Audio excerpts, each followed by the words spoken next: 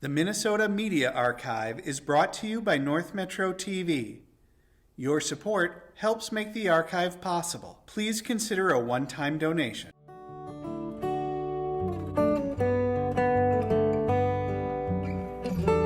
The past comes alive at North Metro TV, where we can help you transfer your old videotapes, films, cassette tapes, record albums, and even photographs and slides to DVD and digital so you can enjoy them again. North Metro TV, bringing the past to life.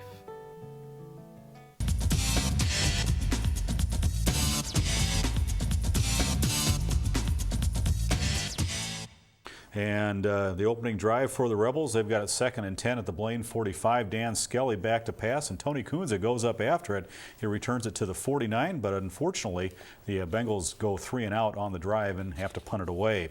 First play of Blaine's next possession, the pitch to Steve Moore, gets some great blocking, shakes off a couple of would-be tacklers, and he's down to the 34, a gain of 21 for a Bengal first down.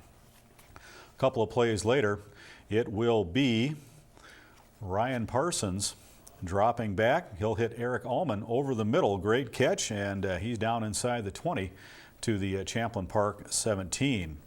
That will set up this 8-yard touchdown run by Chris Bellina as he bounces off the pile, gets to the outside, and after Doug Netto hits the extra point, it's 7-0 Blaine on top. So far, so good. Well, Champlin Park wasted little time tying it up, though, on their next possession. They give to Ramon Humber, and he rumbles down to the 32 before Brian Baumgartner rides him out of bounds. A gain of 24 yards on the play. Well, the drive will carry over into the second quarter.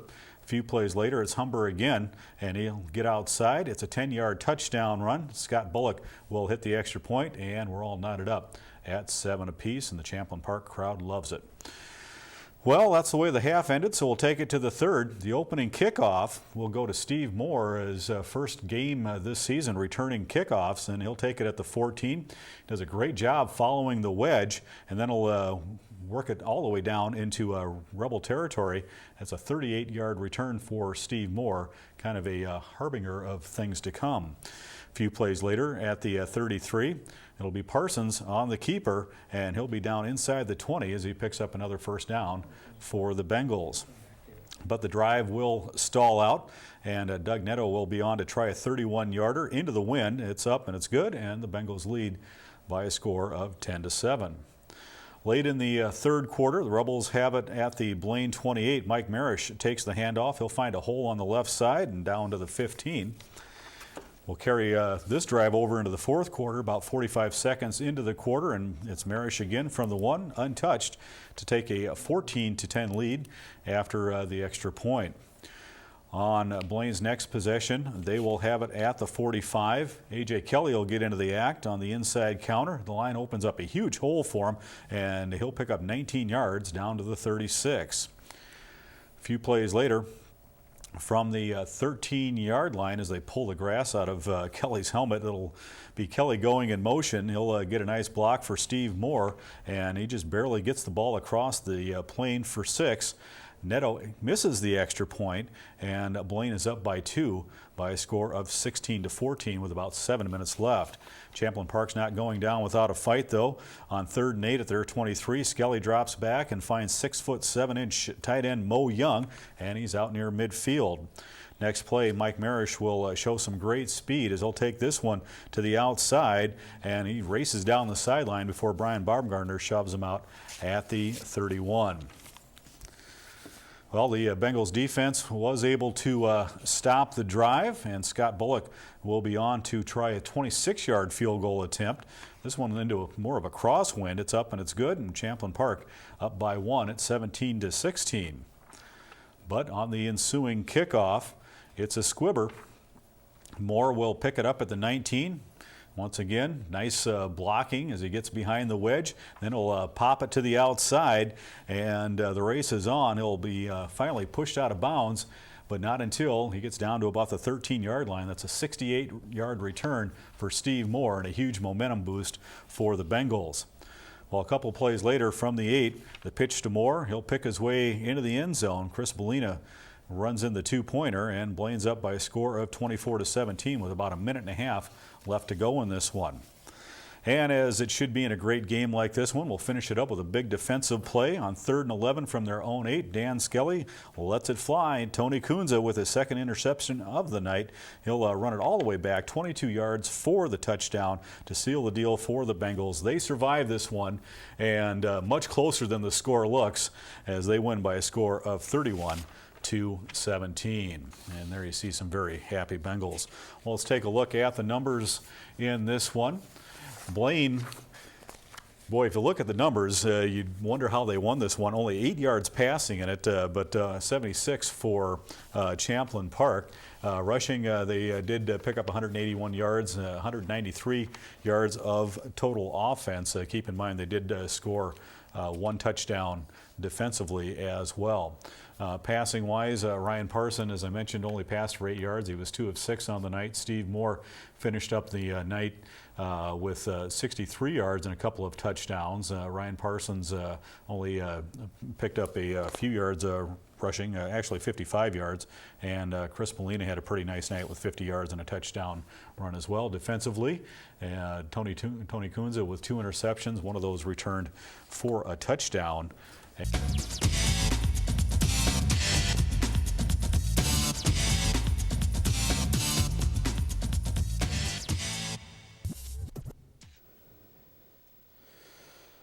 All right, there you had the highlights from last week's game, and the Spuds and the Bengals coming right up after we take this time out.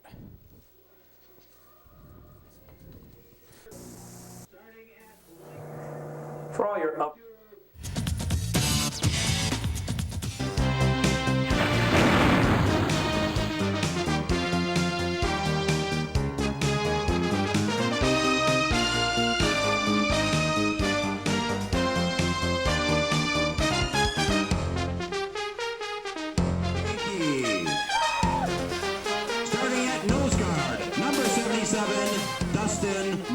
All right, welcome back to Bengals Stadium, and the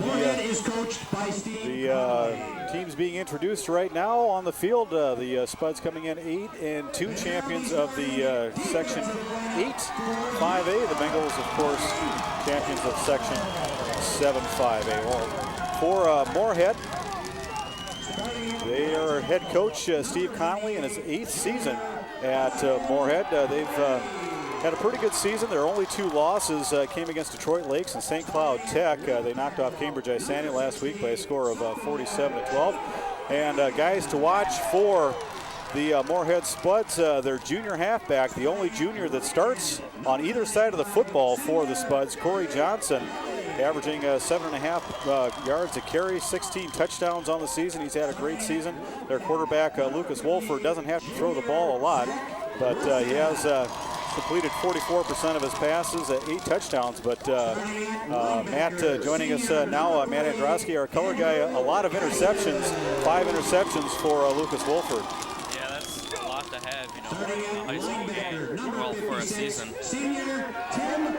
And for the Bengals, of course, Ryan Parsons having a great season through the air and on the ground, completing 60% of his passes. He's thrown for over 1,000 yards and 9 touchdowns. Only 1 interception on the year for Ryan Parsons. And then Steve Moore has had a great season rushing as well.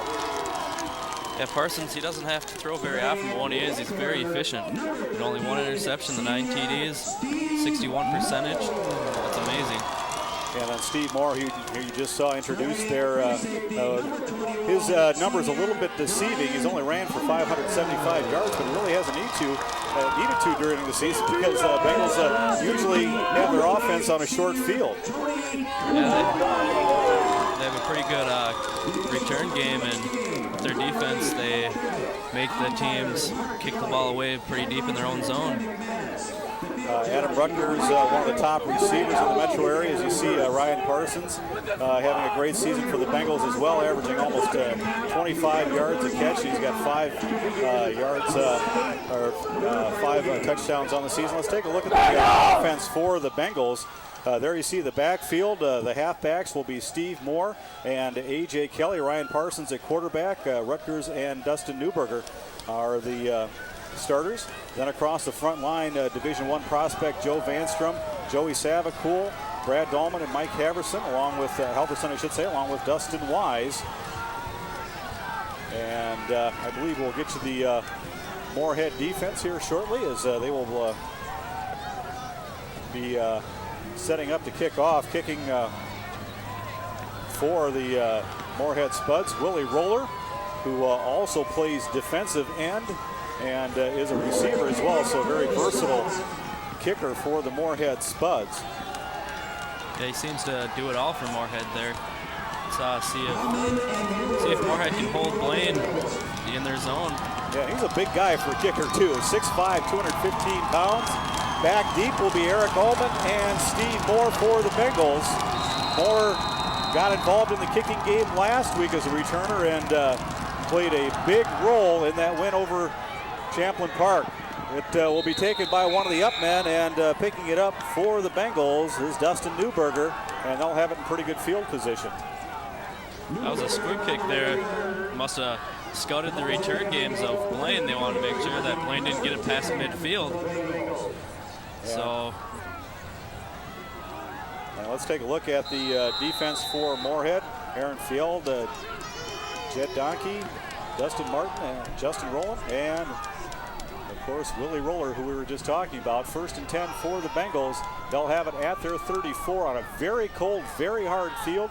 Temperature in the mid-teens as we start this one, and the handoff will go right up the middle as the Bengals will try to establish that running game early on, and Steve Moore will pick up about 3 yards.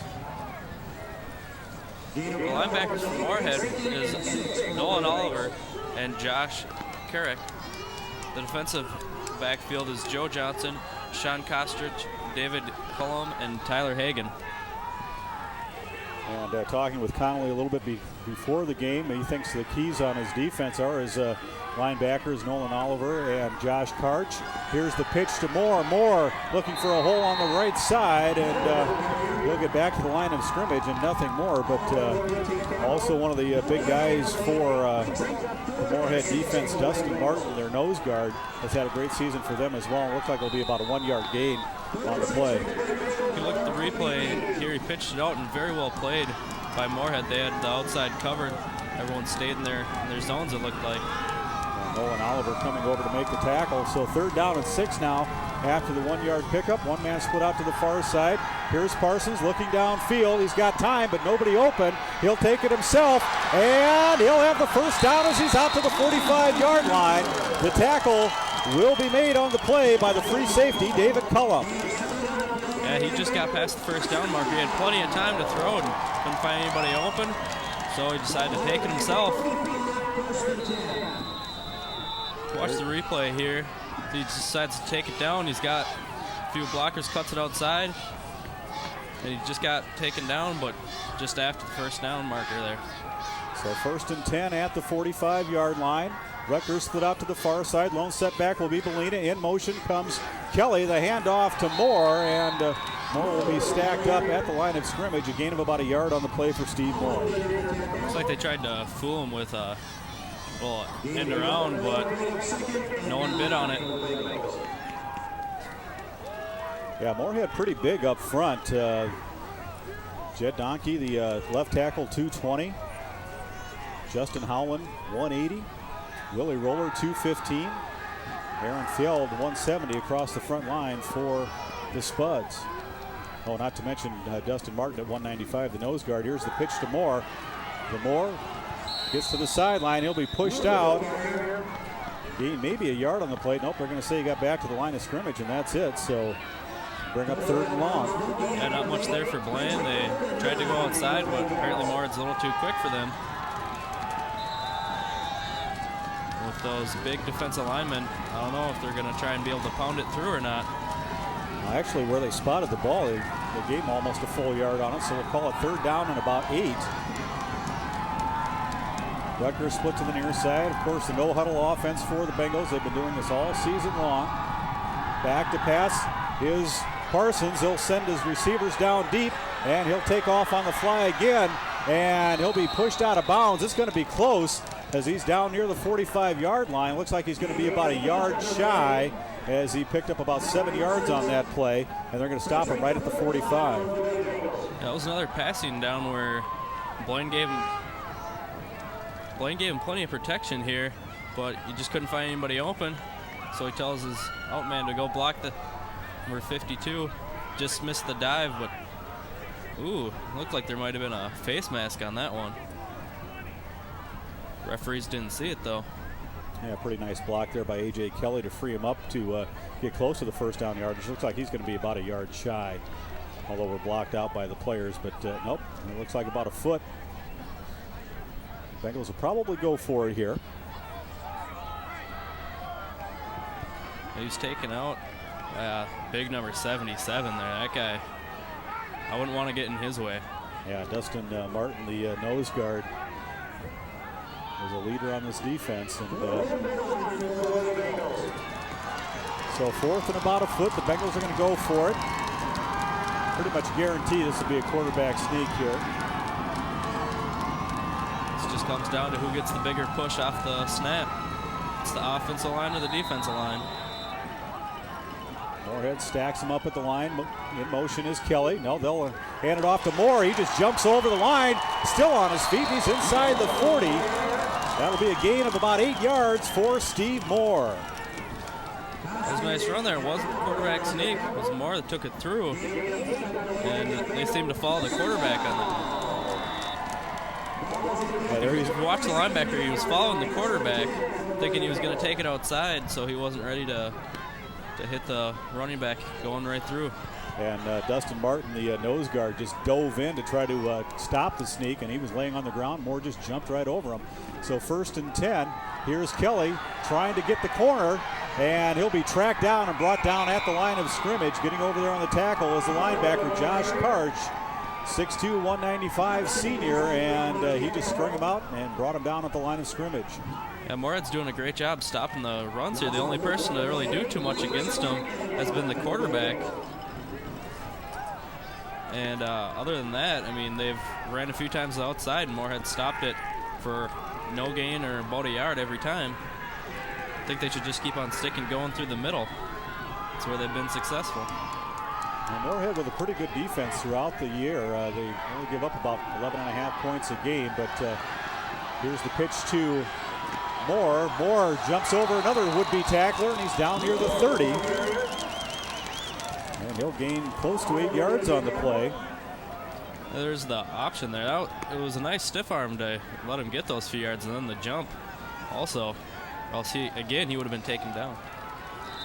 If you watch right here, he gets a nice stiff arm on number 5 there, or else he would have been taken down behind the line of scrimmage again. Then he jumps up the attempted tackle, I guess you'd call it. Looks like he was just trying to get in his way.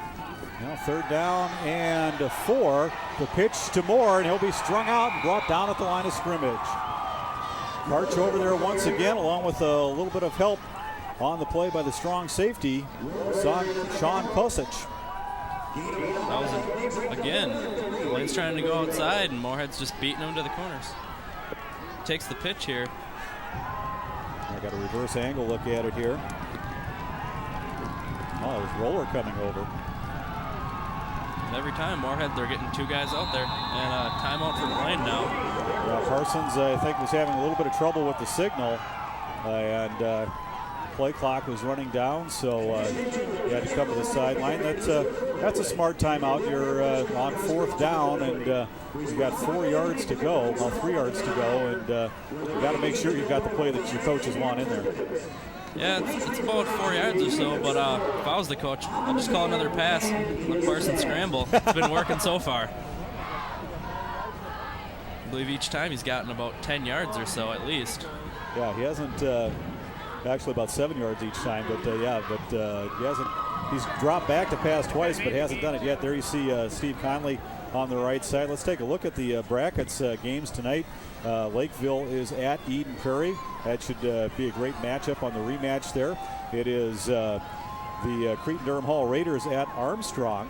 Then the Hastings Raiders hosting the Mustangs of Mounds View, and the Spuds here at Bengal Stadium. Looks like Blaine's got their play. Well, they've got Rutgers split way to the near side, near the sideline. Lone setback after the shift. Now Moore back there with Molina. The handoff. Nope, the keeper to Parsons, and he breaks through. And touchdown, Bengals! A 30-yard touchdown run by Ryan Parsons. He broke a couple of tackles there. It looked like Moorhead was going to have him in the backfield after the play action, and they just couldn't bring him down. And once he got the first down, he broke another tackle. And watch it here. He's keeping the ball. Should have been taken down right there, it looked like, but he shed it very well. Just has one guy to beat. He dives for him, just trips him up, but he gets in the end zone. Well, on the extra point attempt, Doug Netto missed it, went wide to the left. There is a bit of a breeze that direction, and a lot of that could be contributed to it was a pretty poor snap. Ryan Parsons tried to get the ball lined up quickly, and nonetheless, it was a missed extra point. So the Bengals on top here by a score of 6-0 after their first drive of the game. Here's another replay for the touchdown. Another angle here. Ooh, a nice stiff arm. That's probably what made him shed the tackle there, was the stiff arm. Again, he's just got to go to the end zone.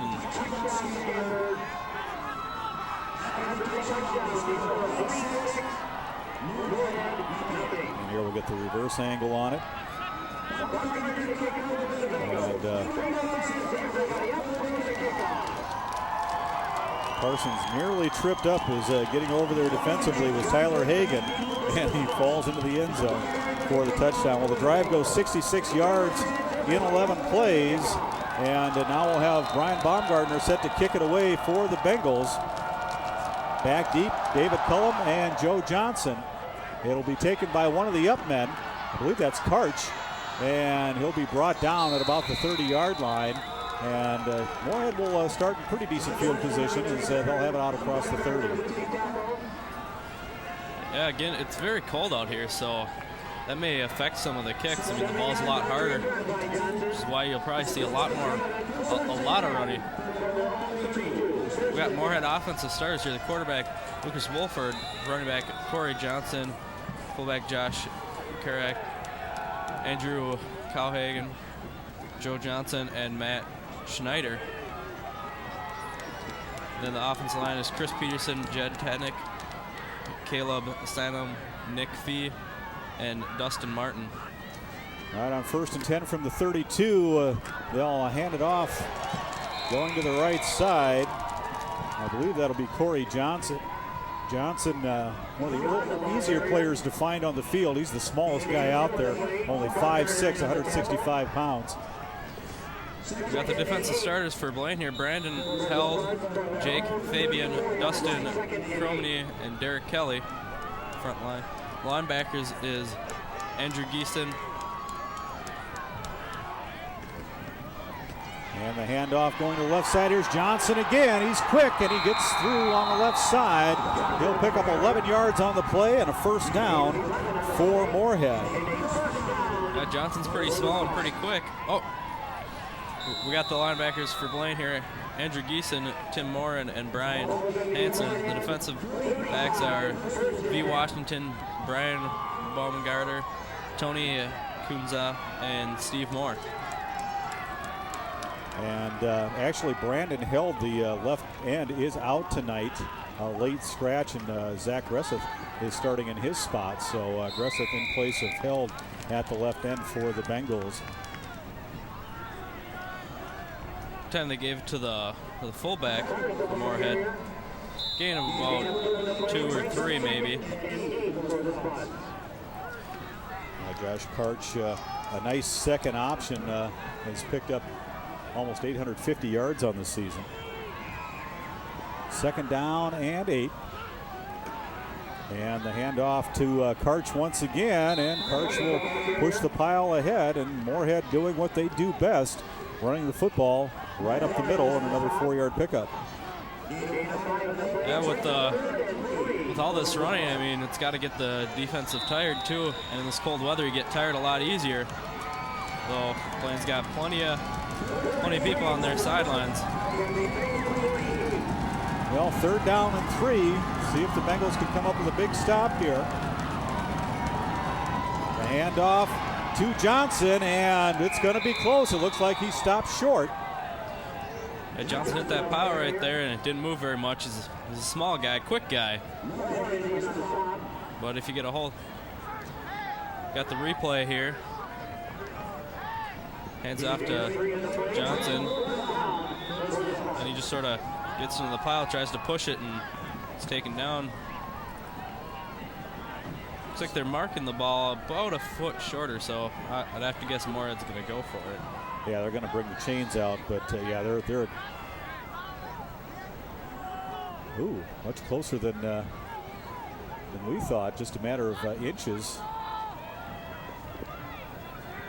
There you see, about the length of the football, and yeah, with the ball at the Bengal 45-yard line, they will definitely go for it here, down by 6 points in the early going.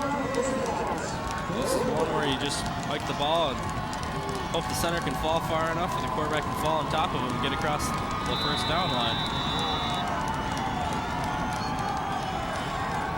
Well, the ball has to get across the 45-yard line for the 1st down. Let's see if the Bengals defense can penetrate the backfield here. And they'll hand it off, and leaping over the pile and getting the 1st down is Corey Johnson. He'll pick up about 3 yards on the play. That's good enough for the 1st down. You can watch the replay right here. It's pretty quick and slippery there. He just sneaks through. He doesn't need a very big hole to go through, so. And Tony Coons coming up late to try to make the stop, but a little too late. So 1st and 10 at the 43. Back to pass is Wolford. Throws to the far sideline, and out beyond the reach of Andrew Gahan, the intended receiver. Yeah, Blaine had a pretty good rush that time on Corey Johnson. Lucas Wolford. Even Wolford, he's only completed 44% of his passes this year and thrown 5 interceptions with 8 touchdowns. So it doesn't seem like Moorhead likes to pass very much. Looks like they're just trying to catch Blaine on surprise. Well, 2nd down and 10 at the 43. High backfield for the Spuds. Hand off to the 2nd man. That's Johnson. Johnson gets the corner, turns on the Jets, and he's going to be close to another 1st down as he's down across the 35. And actually, they'll say he went out at the 35, so it'll be an 8-yard pickup for Corey Johnson. Yeah, pretty good pickup right there. Again, he gets outside and he's very quick. It's the replay here. Picks up a little bit of a block there, but he just beats the defenders to the outside. You can see how much smaller he is compared to the rest of the team. Just got pushed out of bounds. 3rd down and about 2 for the Bengals. And diving ahead is Karch. No, check that. Yeah, that wasn't Karch. Down to the 30. They'll pick up 5 in the 1st down. Watch the replay here. Hands off to Karch, and then goes outside like he's going to hand it off to Johnson, hoping to get a couple of linebackers to bite on it. But either way, they got enough for the 1st down. 1st and 10 on the 30. One thing you can definitely see on this hard frozen field is a lot of slipping going on, as the handoff this time will go to Corey Johnson, and Johnson will dive ahead. No, check that. Gahan was the ball carrier, the wide receiver. Here's the replay. A little bit of a touchy handoff there. He almost fumbled it. Picked up about 3 yards or so. Well, Moorhead's moving the ball pretty good. They're not having to worry about long 3rd down situations. Yeah, 2nd down and 8. Back to pass once again is Wolford. He looks to the far sideline. It's tipped. Was it caught? Yep, they'll say it was out of bounds, so incomplete. Nice try there by Andrew Gahan. There's a replay. You watch right here. Pass. Looked like they did that pass play earlier. It got tipped off of the first receiver's hands. And oh, he never caught it. Nope. Yeah, back was the flanker Joe Johnson trying to get that tip, and it's hard to say who that pass was actually intended for. Yeah, that was the same type of pass plays they did last time with two receivers cutting off to that side. Well, on 3rd and long now, they'll split one man out to the near side, 2 to the far side. Single setback is Johnson. Back to pass is Wolford looking to the far sideline. Diving for it is the receiver. Is it caught? It looks like it is at the 17-yard line. Pulled that in. Watch the replay here. Looked like it probably was a pretty nice catch.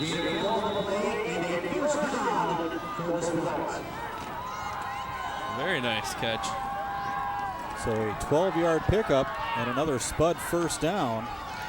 And there on the catch was Justin Zander, the backup flanker back. Hand off to Johnson. Johnson into the pile, and he'll be down near the 10. Another nice pickup there. Now let's give him the 12-yard line, so gain of 4 on the play.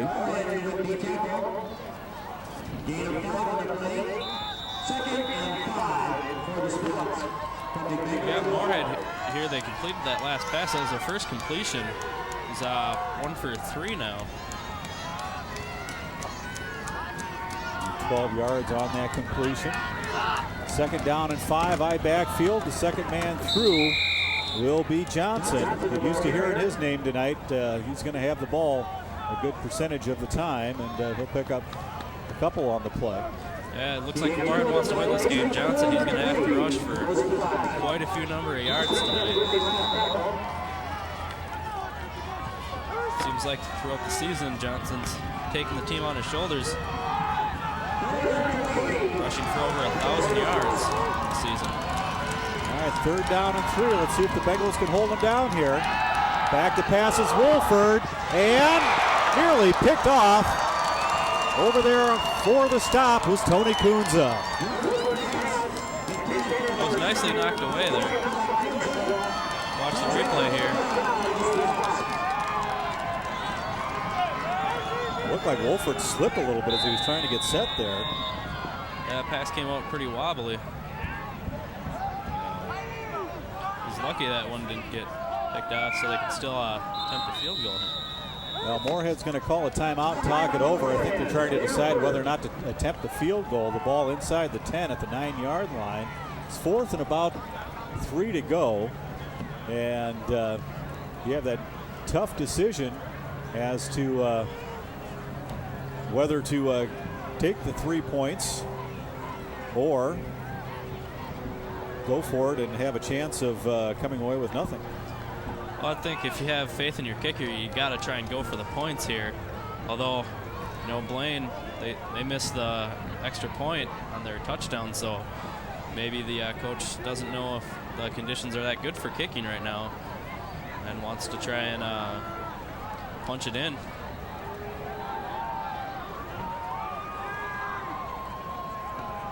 Be about, let's see, 4th and 4 it looks like.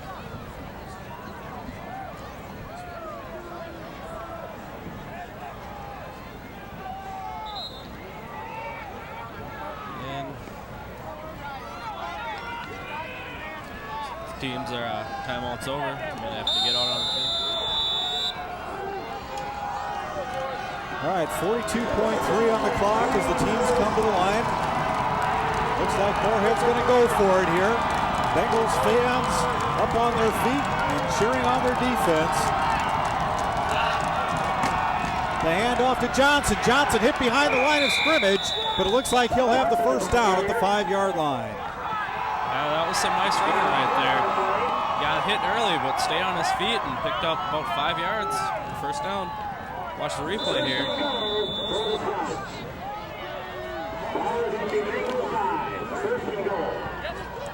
I believe that was after that hit, he picked up about another 2-3 yards. And here's the handoff once again as he's brought down behind. Johnson will be down near the 2-yard line. Second and goal here. First quarter running down. About 8 seconds left. Johnson already on this first drive for Moorhead with 40 yards on 9 carries, and that'll be the end of the first quarter of play. And at least for the time being, the Bengals on top in this one by a score of 6-0 as we get ready to head to the second quarter. But the Moorhead running game so far getting the job done as they've taken the ball from the 32 and they're knocking on the door as we get ready to start the second quarter. Looks like Moorhead wants to keep the Blaine's offense off the field and just tire down that Blaine defense.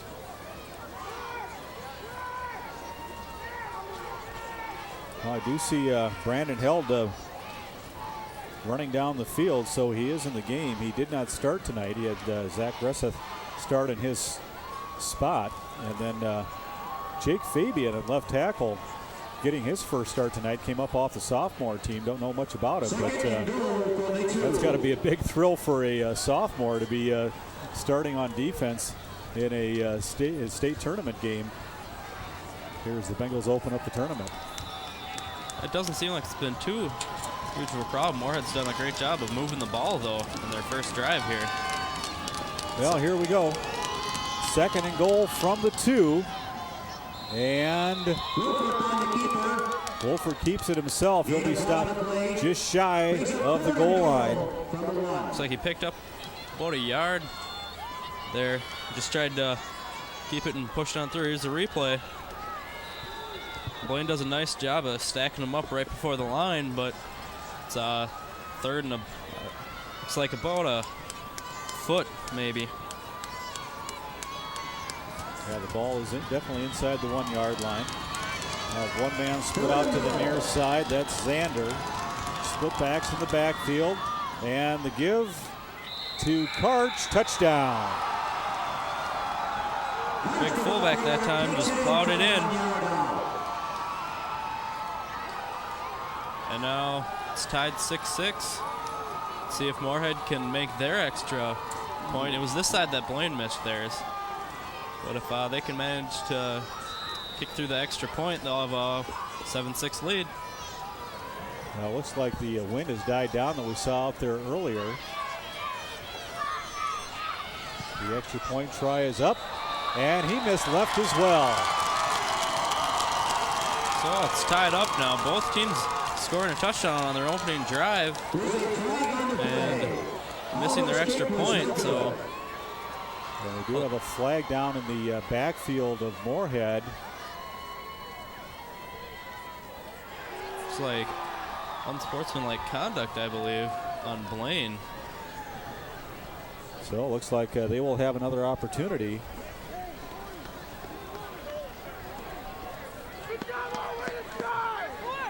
So I think they're going to mark it after the kick, so they'll get to kick off. Okay, so the penalty will be assessed on the kickoff as the extra point missed. So we're all knotted up at 6 apiece here with 11:18 to go.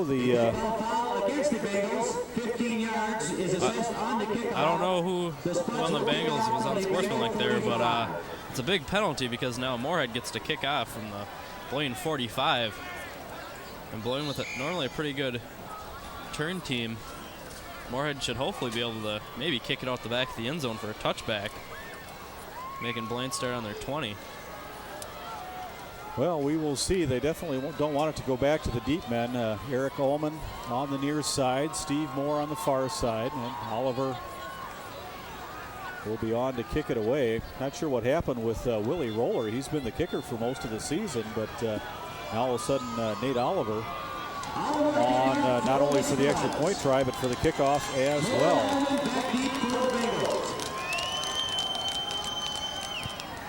And they let this one fly. It'll go over the head of Eric Allman into the end zone, dead ball, and the Bengals will start at their 20-yard line.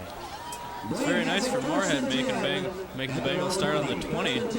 Last drive for the Bengals, they had a couple of explosive plays from their quarterback scrambling on third down, picking up the first. It seemed like they had much, and then he also had the big touchdown run. Where Moorhead on their first drive, they were much more methodical, running for 4-5 yards at a time. Yeah, to give you an idea, in contrast, the Blaine drive went 11 plays, Moorhead's went 19, and they both went about the same amount of yards, 66 for the Bengals, 68 for Moorhead. Here's a handoff to Chris Bellina, and Bellina will be ridden down by Oliver as he It was pretty close to a penalty there. They blew it down, and then he just drove him right into the ground after the whistle was blown for forward progress. Yeah, a little bit of get back for that unsportsmanlike call against the Bengals here on the while Oliver was trying to kick. Here's Parsons throwing downfield. He's got Allman. Too far. Yeah, he had a man wide open. He was just throwing a little too far. That was the first pass attempt for Blaine. Not the first one called, but it was the first actual attempt. The other times, oh, here's the replay. You can see he's wide open. And the pass just went a little too far for this man's reach.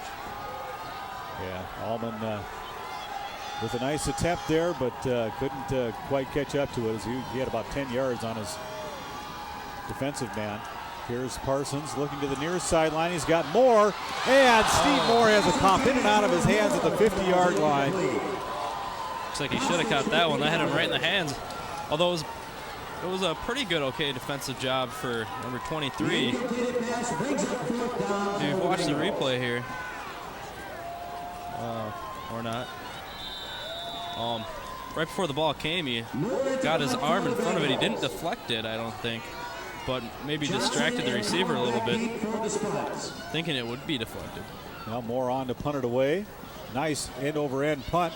Will hit it about the 48. It'll take a Bengal roll, and it will be down at the 37-yard line.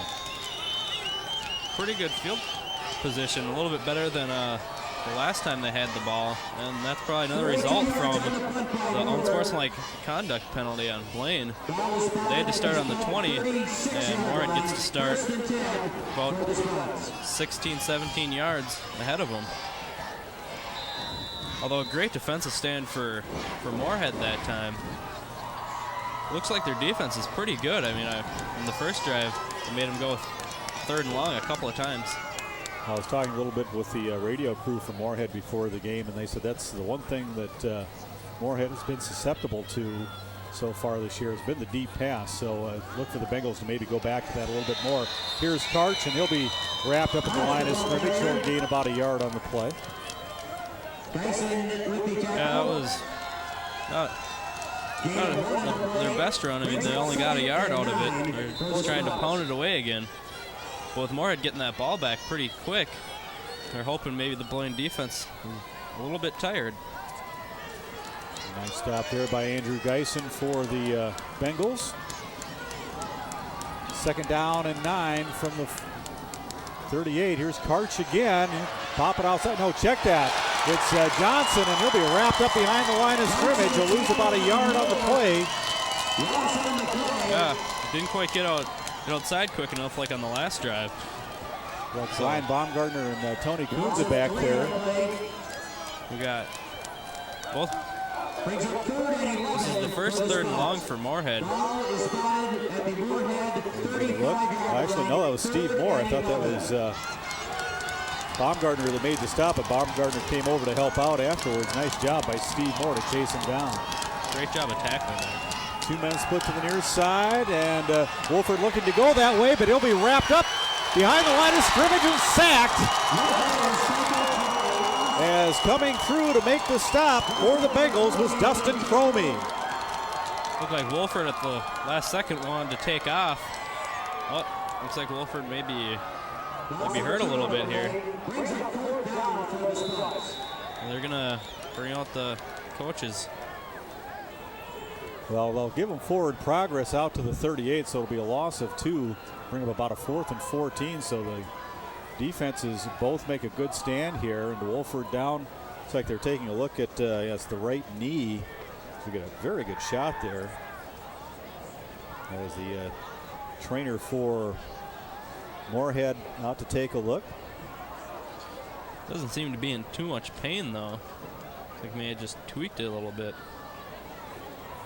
Yeah, trying to look and see in the program here if they list the trainer for the Spuds, but I don't see him listed here, so we'll just call him Mr. Trainer. And looks like he's all right. He's putting weight on it. You get a nice hand from the crowd. Yeah, it doesn't have too much of a limp there. Blaine, very good defensive stand. Much better than they did on the first drive that resulted in a touchdown for Moorhead. Both teams, after scoring a touchdown on their first drive, ended up going 3 and out, forcing to punt. So, well, it's the sign of a good team, and that could be said for both sides as they make adjustments as the game goes on. Now we'll see if the Bengals offense can make the adjustment against what Moorhead's doing defensively. Back deep, I believe, is Oliver. Yep, it is. Wolford usually punts the ball. A.J. Kelly will take it at the 38. Kelly will get out to about the 45, 46, and the Bengals will be set up in really good field position here to start this drive with 8:27 left to go. Yeah, that punt wasn't quite as good as Blaine's punt. 9 yards on the return by Kelly. Blaine obviously going to have some great field position here. Last drive, it looked like Moorhead, one of the adjustments they made was they wouldn't let Parsons run when he would drop back to pass, because the first drive he dropped back 2 or 3 times, and every time scrambled. On that last drive he dropped back twice and threw the passes. It looks like they're trying to contain him in the pocket a little bit more than just going right at him. Well, we're going to have a holding call made against the Bengals, so that's going to push the ball back 10 yards to the 36-yard line. And so far, penalties have really hurt Blaine here. They have 2, and on the season they've been out-penalized 20 more times than their opponents. So it seems like that's one of the problems that Blaine has. Yeah, it's one of the few negatives they've had on the season, and they've been doing a lot better than recent games, as this time it'll be Parsons keeping it, and it'll be out near the 40, pick up a couple on the play. Looked like Parsons just kept on shuffling down the line there until he finally got a hole, but then the defense was ready to take him down. 2nd and 8 for the Bengals. It's going to be 2nd and 8, pick up a 2 in that play. Here we had a good look at number 78, Big Joe Vanstrom, 6'7", 300-pound senior left tackle, being recruited heavily. And the handoff goes straight up the middle. And Belina got maybe a yard on the play. Yeah. Only about a pick of a 1. One thing I did notice was Corey Parson, all of Brett Favre, acted like he threw the ball after he handed it off.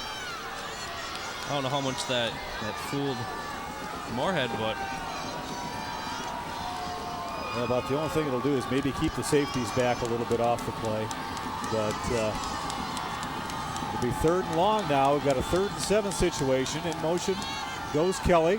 The handoff, fake to Belina. Parsons will keep it. He's still on his feet, and he's going to be stopped short as he's out to about the 43. 3-yard pickup. Watch the replay here. He broke a tackle pretty nicely there, but got slowed up so the rest of the Moorhead defense could get to him and then get him up around the waist there. Great job of tackling by Moorhead. Yeah, Aaron Field, number 52, over to make the stop, and another nice punt by Steve Moore. This will take a Blaine bounce and hit the side judge on the far side, so at least he'll know exactly where it went out of bounds.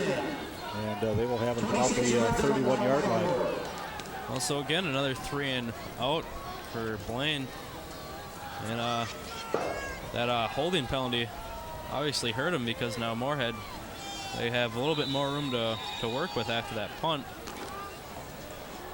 And maybe that's what caused Blaine to punt, because if they would have been inside the 50, they maybe would have went for it. Good possibility.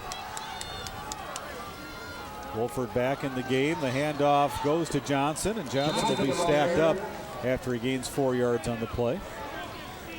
Well, Blaine's doing a much better job of keeping Johnson in. All right, Colin Anderson has something to contribute. Take it away, Colin. Wolford twisted his knee. He seems to be okay. They don't expect he'll even need any treatment. It was just a severe twist, and as you can see, he's back in the ball game. Thanks. All right, thanks, Colin. And yeah, at least right now, with the temperatures being what they are, it's probably not going to need to ice it either. No, it's quite cold out there. Moorhead just called a timeout. Wonder if that was Wolford wanting his knee to rest a little bit more, being back in there. But again, each hit each one of these players takes seems to hurt a lot more in the cold, because your muscles aren't quite as loose. Yep. So playing out in this cold, I mean, it starts to hurt. I mean, by the time we get into the fourth quarter or so, we're going to see which coach has his team a lot better conditioned. And playing on this hard field doesn't help either. It went down and walked around on the field a bit before the game. Actually, we went down and walked around the field a little bit before the game, and it's like walking on concrete down there. 2nd down and 6. Split backs. The handoff to Johnson, and he'll be tripped up. No gain on the play. Nice job getting in there for the Bengals was the linebacker, Tim Morin. Yeah. Also, great job by the lineman knocking down the offensive lineman, causing Johnson to have to slow up. Couldn't get to a hole. Normally, you want the offense lineman to knock down the other guy if you're on offense, not get knocked down yourself. Well, big 3rd down play here as the clock ticks down to about 5.5 left to go here in the first half. They'll split 2 men out to the near side. It'll be Brett Barta along with Justin Zander. And they try the screen pass. The intended receiver was Joe Johnson. He's the leading receiver on this team, and it falls incomplete. You can see the replay here. One thing about the screen pass here is he's looking away from the screen pass the whole time, so he didn't know exactly where his receiver was. He was just hoping he'd be in the right spot. It was a good try. I mean, it looked like if he could have connected, Johnson probably could have headed upfield for quite a bit of yards, but Moorhead's going to have to punt here. Oliver back. And Kelly fumbles it, and Moorhead's going to get it back at the 45-yard line. A.J. Kelly went after a ball he probably shouldn't have gone after, and goes off his fingertips, and it'll be picked up by the Spuds, taken there by Aaron Fjeld. He's coming up, and it just hit off his fingertips. The 2 Moorhead guys are right there for it. Actually, that ball just popped out of one of the Moorhead guys that fell on it, but Moorhead still ended up with it. That's a big play, because Moorhead's offense just picked up about 20 yards or so. They get to go back out on the field. So they'll have it 1st and 10 at the 46, and handoff goes right up the middle as Karch takes it down to the 40-yard line, a pickup of 5. Yeah, he just powered through there, broke a couple of tackles, and it looked like he drug one along with him. Hopefully, well, for Moorhead, after that fumble, I think they're probably going to be pretty fired up. You know, being stopped and then getting the ball right back. So 2nd down and 5 to go, and we'll have an offsides. Jumping off for the Spuds was Chris Peterson. False start will push it back, and the Bengals catch a break here. That'll bring it back out to the 45. Chris Peterson, the left tackle, pretty big guy, 6'4", 270. Although not quite as big as number 77, the right tackle. He's 6'2", but 295. That guy's been playing both sides of the ball, too. I don't know if he's going to be able to do that the whole game.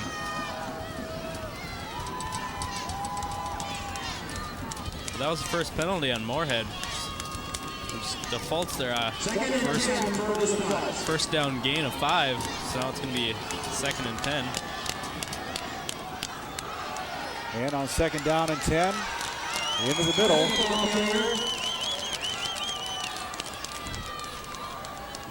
About a pickup of 3 there, maybe 2, I guess. So, yeah, that false start penalty is pretty big now because it makes it a 3rd and 8 instead of a 3rd and 3. So far penalties have hurt both teams in the last couple of minutes here. Well, the Spuds put one man out to each side. They'll go with the eye backfield. Wolford on the quick look. He's got a man, and he'll have the first down as making the catch is Joe Johnson. And Johnson will be down near the 30. That'll be a gain of 15. A gain of 13 and a Moorhead first down. That's his 2nd completed pass here. If you look at the replay, it was just a quick 1-2 step drop and fired it out to the flat. Just make sure he catches it and cuts upfield. Well, Ryan Gunter makes the stop, but not until it's a 15-yard pickup. 1st and 10 at the 30 as the Spuds on the move again. Bengals come on the blitz. Johnson will be wrapped up at the line of scrimmage. He'll gain about a yard as Kunze came through. And it looked like Andrew Geisen with the stop. Yeah, Blaine timed that blitz perfectly. Didn't give the Moorhead offensive line enough time to adjust to it or for the quarterback to pick it up. So it's going to be 2nd and 9 here. That last pass for Moorhead was one of their biggest gains so far on offense. 13-yard pickup, and probably one of the more important ones. Split backs now for the Spuds. The pitch comes to Johnson. Johnson gets to the corner, and he's ridden out of bounds. Another great job defensively, and he'll be stopped at the line of scrimmage. Tried to string it out. The line was pulling. Big number 77 again. Sort of got in the way of his own guy. But and I'm not sure who that was that came over, if that was Geisen or Kunze, the strong safety that came over and drug him out of bounds. It's going to be 3rd and 9 now. Going to be another passing down. Moorhead completing their last pass on a quick one. See what they have planned here. Looks like they got 3 wideouts. Now 2 split to the near side, 1 to the far side. Lone setback is Johnson. Back to pass, throw over the middle, and it'll be enough for a first down as he got across the 20. Another great catch by Joe Johnson as he'll pick up about 9 yards on the play. Watch the replay here. This is just hit him in stride perfectly, and he just cut it straight up the middle for enough for a first down. On that play, the Blaine came on a blitz and looked like they were going to have a clean hit on the quarterback, Wolford, but he did a nice job of checking down and hitting the guy that was free from his man blitzing. Now back to pass is Wolford again. He ran into his own man, but he got the pass off. I believe that's Johnson again. No, check that. There with the catch was Zander, and he'll pick up another 8 or 9 yards. He ran into his own blocker there, but still got the pass off, and a great catch just on the fingertips, pulled it in before it hit the ground. So back-to-back passes here for Moorhead, catching Blaine off guard. 2nd down and 3. Very nice run there by there's a flag down. But there is a flag down. So Karch got down to the 5. Can't quite see where they threw the flag at, but that'll be a false start, so this one will come back. Yeah, that's not very. I mean, he had a great pickup there. Took about 2 Blaine players for a piggyback ride, but now we're gonna have to mark off 5 yards. And it's gonna be 2nd and about 8. They'll spot the ball at about the 16-yard line. It's the 2nd false start penalty for Moorhead on this drive. They're running a little low on time. There's only about 25 seconds left. Probably gonna have to throw here. Has gone quickly. Under pressure, screen pass to Johnson, and making the stop and saving the touchdown was Zach Gresseth. Yeah, that was a nice stop. Calling a timeout here. Here's the replay. Nice screen pass. He had a good number of blockers in front of him. Again, he's a very small guy. Got about, made a nice stop there. Moorhead called the timeout, and I guess it comes down to a big decision here. Do you try and kick the field goal, or you miss an extra point in your last drive, or do you go for the touchdown? Well, we've got 15.9, so time enough for another play or two. But I do believe Moorhead, that was their last time out. So if they do another play and don't either throw an incomplete pass or get out of bounds, looks like it'll be the end of the half.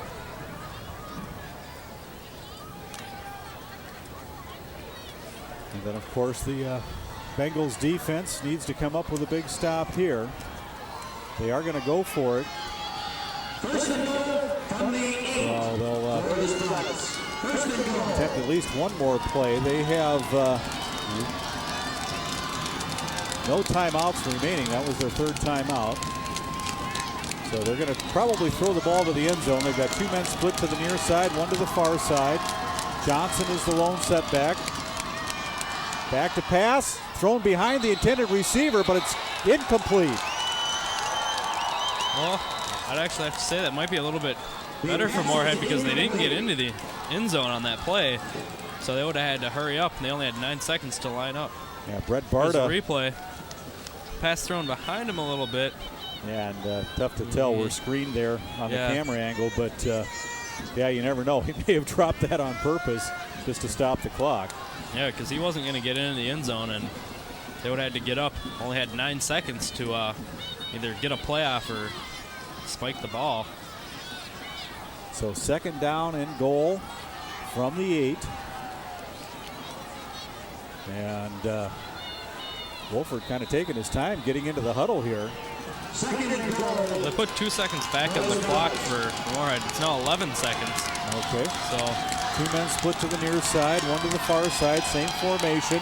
And Wolford's hit, but he doesn't go down. He's still on his feet, gets the ball away, and it's broken up. A great job defensively by the Bengals as they come up big, not only almost tackling him, but then Tony Kunze almost picks it off. yeah, you got to give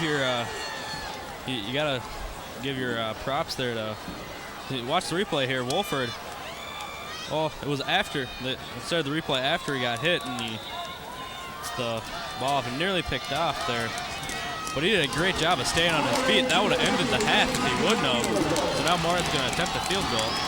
Oliver on to try it. It's hooked to the left, and it's no good. That's another kick. That's no good. All on that end of the field. I don't know what it is. Yeah, there's no wind at all right now. The flags are limp at on the flag poles, and oddly enough, no time went off the clock on that field goal attempt. Yeah. And looks Bengals like will get it back with 9 seconds to see if they just take a knee. yeah, they got pretty much a second left on the clock. Oh, it's 9:10. That's why Yeah. I didn't look. Okay, my bad. When I looked at the clock, I thought it still had 9 seconds. Yeah. I just kind of glanced at it. Okay, so the Bengals time for one play. And looks like they'll. Looks like they. Well, they've got everybody in for the. Yep, they'll just take a knee, and that is how we will end the first half of play. All mounted up, 6 points apiece. And let's go down to the field. And Colin Anderson will have Shannon Garrity here. As I see Colin tracking down Coach Garrity, but I don't know if Coach Garrity sees him. And here we go. Let's send it down to Colin Anderson down on the field. Coach Garrity, what are your impressions of the first half? What went well for you? Well, not a lot went well. We got to move the football. We were 3 and out twice in the first half. They only had the ball 3 times. We got to stop them. And when we stop, we got to move it and take advantage of it. They're a good football team. We expected this. It's nothing we didn't expect. Thank you, Coach. Tav 6-6 here at Blaine High School.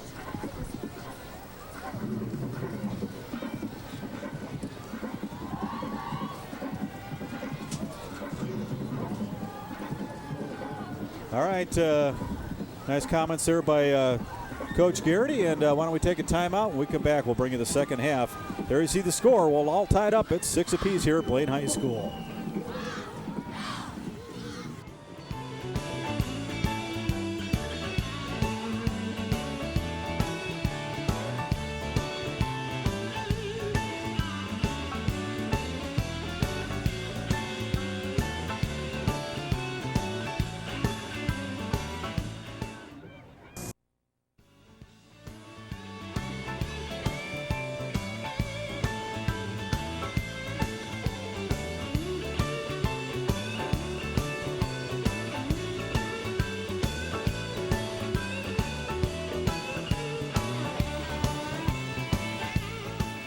And welcome back to Blaine High School. Well, it looks like the teams are kind of foregoing the warm-ups. Matt, I guess it's just too warm out there. They don't feel they need to get loose. Yeah, probably not. Got about 40 seconds left until half. Got some first half stats for you. For Blaine, they had 16 rushing attempts for 71 yards. Moorhead had 24 attempts for 64 yards. Fumbles, Blaine had 1 on that punt, and they lost it. Passing, Blaine had 2 attempts, no completions, so no yards, obviously. Moorhead had 11 attempts, 5 completions for 50 yards. No interceptions for either. No sack. Well, actually, I believe Blaine had 1 sack in the first half. Yes, they did. For about 3 lost yards. Both teams had 2 penalties. Blaine had one of them was a 15-yard and a 10-yard one. Moorhead, they just had 2 false start penalties. And here's a replay of the first touchdown on the first drive for Blaine. A nice broken tackle there. And Moorhead won the toss and deferred to the second half. And Parson, he runs it right in. Yeah, nice job defensively getting over there to try to trip him up, but unsuccessful was Tyler Hagan, and Parsons falls into the end zone on the second touchdown. This will be Karch, as he will just dive in from 1 yard out and follow his blockers. You can barely see them in the swarm of blue jerseys, but he did get through for the touchdown. And both teams missing their extra points, and we stand at 6 apiece. Just a little note on the individual stats. Leading the way for the Bengals, Ryan Parsons, 6 carries for 48 yards, and he did have that 1 touchdown run. And for Moorhead, no surprise here, Corey Johnson, 14 carries for 43 yards, leading the way for them. But at one point, he had close to 50 yards, but he's kind of gone backward a little bit. And so the Bengals defense have shut him down for the most part here in the second quarter. Brian Baumgartner on to kick it away. Cullum and Johnson back deep for the Spuds. It'll be taken, I believe that's David Cullum. It is. Gets away from a couple of tacklers, and he's out to the 25-yard line. Nice return for David Cullum. A lot of yardage there sideways, but only about 5-6 yards on the return. Yeah, in the first half, Moorhead had a few more total yards. Most of them on passing, they actually were outrushed by 7 yards. But they had 8 more first downs, so they had the ball most of the first half. Blaine's pretty lucky that Moorhead couldn't manage to score closing out that half, and would have had the opportunity to have back-to-back scores without Blaine getting the ball. Yeah, obviously Shannon Garrity, as you heard at halftime, not happy. Handoff goes to Karch, and Karch rips off a big run of about 6 yards. Yeah, Karch, he was pretty impressive in the first half. He actually had what would have been a nice run, but they ended up calling it back because of a penalty that would have got them inside the 5-yard line with about a minute left. Instead, they had to make it 2nd and long, and just managed to get inside the 5, but with not much time left, they attempted a field goal, and it went wide left. Calling the handoff. Karch with some more room. He'll pick up the first down before he's finally brought down on the play as Van Lees Washington makes the stop and will pick up a first down after an 11-yard gain. Yeah, if he wouldn't have made that tackle, you see the replay. Breaks a couple of arm tackles there. He's wrapped up nicely, but if he wouldn't have been taken down there, I think he could have probably gone all the way. Now here's another handoff. Karch this time will be stacked up at the line of scrimmage. He'll push his way forward and get out to the 45-yard line. He'll pick up a couple on the play. It looks like Moorhead, they went in the locker room and said that they wanted to just pound it away, just hand it off to big man Karch. Just try and beat the Bengals into submission by pounding at him instead of trying to beat him with the speed of Johnson. The outside. Karch, pretty good size fullback, 6'2", 195. Now they'll split Joe Johnson out to the near side. High backfield for the Spuds. The handoff to Johnson. He slips a little bit as he tries to get going. Tried to make his cut and lost his footing a little bit. He'll pick up a yard on the play. You see the replay here. Just a straight high formation handoff. He tried to cut it outside. There's no hole in the middle. It got plugged, but there's nothing doing to the outside either. Yeah, I wasn't too surprised by that play with the 3 straight runs by the fullback. Just all of a sudden give it to the quick man. I don't think it surprised Blaine very much either, obviously only getting a yard. Well, third down and about 6. Back to pass is Wolford. He'll swing it out on the screen pass to Johnson. That's Corey Johnson, and Johnson will be pushed out at the 50-yard line. Coming over on the play is Tim Morin. It's about 4th and 3, or 4th and 4, and it looks like they're gonna send in the punt team. Probably seems like a good idea. Don't give Blaine the ball too close to their own end zone. Wanna pin them back. And last time they punted, they fumbled. And Moorhead recovered, so Moorhead's probably hoping for that to happen again. Well, some confusion on the punt team as they fake it, and they'll be stopped short. They snap the ball to Corey Johnson. They kind of gave that one away as the up man, the blocker, John Anderson, suddenly ran off the field, and Corey Johnson ran on, and you kind of knew something was up, and they'll stop him short. Yeah, the confusion there really hurt him because, I mean, Blaine was pretty well ready for it. Although it was a pretty good attempt, try and catch him off guard and get yourself some good momentum starting out the half. Well, it's a great place on the field to try it right at midfield. You don't really hurt yourself too bad. And the handoff to Bellina. Bellina's still on his feet, and he'll be brought down. A nice pickup for Chris Bellina. He'll get about 5 yards on the play. Well, it depends on which official spots it. On the near side, it's a 4-yard gain. On the far side, it's a 5-yard gain. Looks like they'll give him 5. Yeah, with Blaine getting the ball at the 50, I mean, last half, Moorhead stopped him the last couple times. I mean, the first time Blaine drove down the field and scored a touchdown, but the second and third drives, they were, 3 and out, so Moorhead's hoping that their defense will hold up here. Kelly in motion again to give to Moore, and it looks like he'll have enough for the first down as he's down near the 40-yard line. And it looks like Blaine's had the exact same game plan that Moorhead had coming out, is just pounding up the middle this cold weather. Just trying to get the defense tired, hurting, getting hit so many times. That's the first down for the Bengals since their first drive of the game. See how Moorhead reacts to that. So 1st and 10 from the 40. Split backs in the backfield. Kelly in motion. Hand off to Bellina. Bellina's breaks free. He's inside the 30, and he's down near the 25. That'll be a gain of 15 yards for Chris Bellina.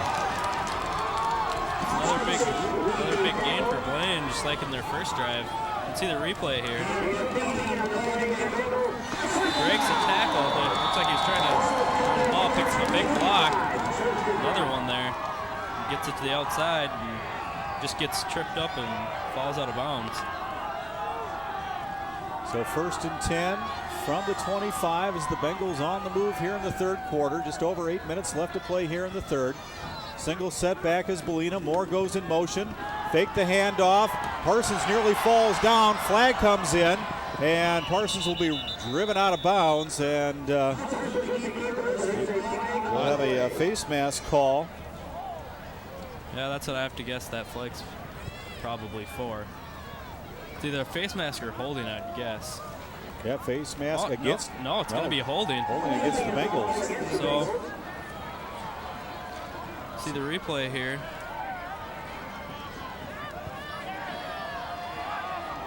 Yeah, it's going to be out of our field of vision, I have a feeling. Yeah, I think the flag was thrown before then. Yeah, there it came in. I'm not quite sure. Yeah, it's hard to tell. Must have been on the other side of the field there. There will be about a 2-yard gain on the run, and then 10-yard penalty against the Bengals. So net an 8-yard loss, and we'll push it back to the 33, 1st and 18 for the Bengals. Parsons with the handoff to Kelly. Kelly looking for some room on the left side. He gets the corner. He's down to the 20 and inside the 20 to about the 17-yard line. Nice run there for A.J. Kelly. There's a replay. He'll pick up 16 on the play. Pulled the lineman, got a great block right there to be able to push it outside.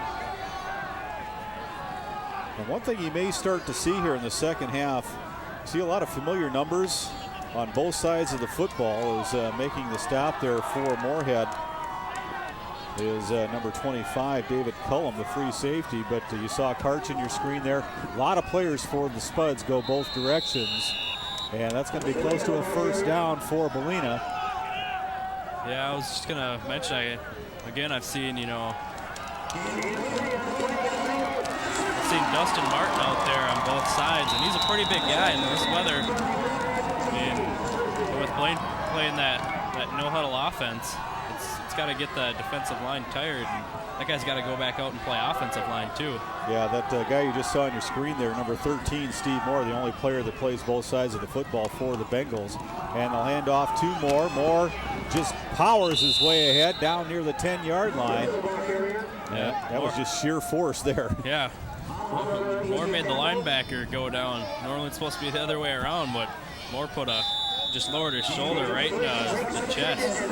Moorhead, the linebacker there, and drove him to the ground. A 3-yard pickup down to the 12. They'll bring up a 3rd and 7. Blaine looking like they came out this half pretty well fired up. They stopped Moorhead on their first drive the ball down. They're right around the 10.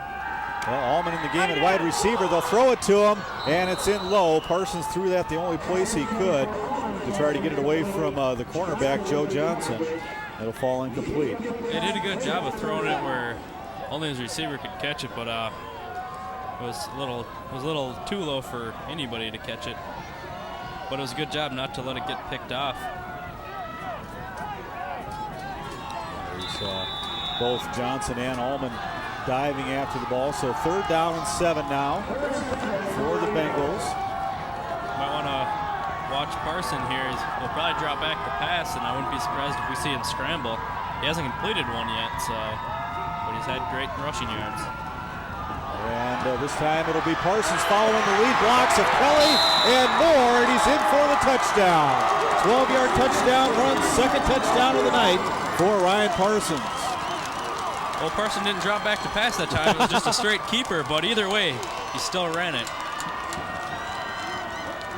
Yeah, he got some great blocking by his big guys up front, and also where you saw Moore pulling. Just followed him straight through. Got a great block, knocking the defender on his back. Wasn't even touched till he was pretty much in the end zone. And this time the extra point is good for Blaine. Yeah, Doug Neto hits the extra point. Yeah, he faked it there to a nice fake to Belina and pulled it back. Yeah, with that fake, it was pretty close to getting knocked out of his own hands. Sometimes you got to watch that when you fake with the ball. Some quarterbacks just use their hand to fake it, so the ball won't get knocked loose. But it's a lot more effective when you actually show the ball.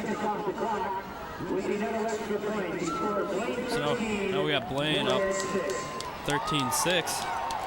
So far in this game, Blaine, their first drive of both halves, they've scored a touchdown, but in the first half they didn't do anything after that, and Moorhead pretty much owned the first half after Blaine's first drive. So Blaine's got to hope that they don't get too complacent like it seemed like they did in the first half. Just keep on pounding it at Moorhead. Moorhead's got to come out after this kickoff and drive the ball down the field. All right, here's Baumgartner on. End-over-end kick goes to the far side. Joe Johnson takes it. He's across the 20, the 30. Still on his feet. He's at the 40 and was knocked down at the 40-yard line. And he got knocked down by the last guy that would stop him. Yeah, I believe that was Brian Hansen to make the stop. Yeah. If he wouldn't have stopped him. Watch here. Does a great job of going behind his wedge. Breaks a tackle right there, and it looks like he may be able to go all the way and just gets taken down. That was a great job, because if he would have missed that tackle, that would have been a touchdown for Moorhead for sure. Well, on 1st and 10 from the 40. It's like no gain, or maybe about a loss of a yard, if anything. Blaine, they're coming out after that score and just doing a great job defensively. So, I mean, they stopped him right there. Did a great job on that kickoff after it looked like he was going to break it for a touchdown. Gave him a nice hit. Well, Karch was the running back on that last play. Corey Johnson will use his speed now, and he'll be out near the 50. So the great defensive stop by the Bengals negated by the nice run by Johnson, and he's going to be very close to a first down. They may measure this one. And watch the replay here. It was toss outside to the speed back, and it looked like he just tripped himself up trying to cut back to get to the inside. Again, this ground's very hard, so your cleats aren't going to dig in very much. You aren't going to get, when you make cuts like that, you're not going to be too effective. You'll probably trip a lot of the times. And also with being a speed back, if you're going full speed, it's not that easy to stop and change directions. Looks like Corey Johnson having a little trouble with the hat there. He'll get that straightened out. It's going to be third and about a foot for Moorhead. Last time they were in this area on the third and very short, they handed it off to Johnson. He just squeaked through a little hole. That was early in the first half, I believe the first quarter even. So let's see what they're going to do this time. Well, they finally get Johnson's helmet straightened out. Split two men out to the far side, one to the near side. I don't think they're going to pass. Fumble, and the Bengals get it back. Falling on it is Hansen. So Brian Hansen saves the tackle on the kickoff, and he comes up with the big fumble here as Corey Johnson couldn't hang on to it, and the Bengals will take over 1st and 10. Yeah, it looked like on that play Johnson got hit as soon as he was receiving the handoff. See the replay here. Yeah, before he even got, it looked like as soon as he was given the ball by the quarterback, he was hit right away, and it's hard to hold on to a ball like that. See the replay here. Yeah, he never had control of it on the handoff. Yep, it popped out right away. Well, flags fly on 1st and 10. This will be the first time tonight the Bengals have gotten the ball in Moorhead territory, and we're going to have an illegal procedure call. The 4th penalty against the Bengals tonight, as they've been penalized now for 40 yards. Yeah, back on that fumble again with this cold weather, the ball is very slippery. Yep. It's very hard to hold on to, and when you got pads and people hitting you and everything, I mean, it's a lot of stuff to remember to hold or to worry about when you're receiving that handoff. When you're worried about just getting 1 yard. All right, one man split out for the Bengals. Man in motion is Kelly. The handoff to Belina, and we're going to have whistles and flags. Looks like it might be another false start penalty for Blaine. So the Bengals finally get excellent field position. and they shoot themselves in the foot twice. Well, those penalties are what hurt him in the first half with the I believe it was unsportsmanlike conduct penalty for 15 yards after a touchdown and the extra point. So Blaine got to kick off in the Blaine, or Moorhead got to kick off in the Blaine zone, and then they had a holding penalty after a good run, and now they've had some penalties here in the second half that's been hurting them. Yeah, I'm not sure if you heard the PA announcement, but the Eden Prairie over Lakeville, 14-7 in the third quarter. Here's Parsons, he keeps it. Being chased, and he falls down at the 30-yard line. He just tripped over his own feet there. It's going to make it second and very long. It'll be a 12-yard loss for Ryan Parsons. He had a very deep bootleg there and couldn't find anybody downfield and just tripped up again with this turf. It's hard to keep your feet, and I don't even think he has cleats on there. Looked like just normal tennis shoes.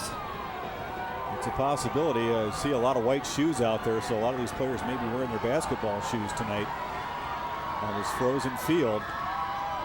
Well, second down and a long way to go. Here's Belina, bounces off a tackler, and he'll be out to the 45-yard line. That'll be a pickup of 14 yards for Chris Belina. It was a pick of 14 yards, and it still looks like they're about 14 short of the first down, though. So it's still going to be third and very long. And wonder if they'll try the same type of play, just a quick handoff to try and bust through the defense, with Moorhead probably playing pretty deep against a pass. Third down and 17 now.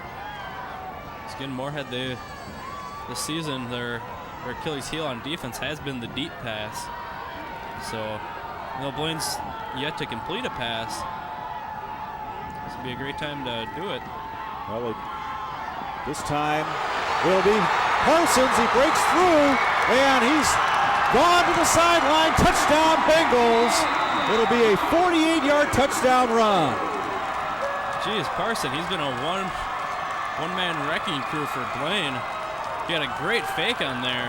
It looked like it was just going to be another little run trying to break deep, but fake bootleg, and he just scrambled.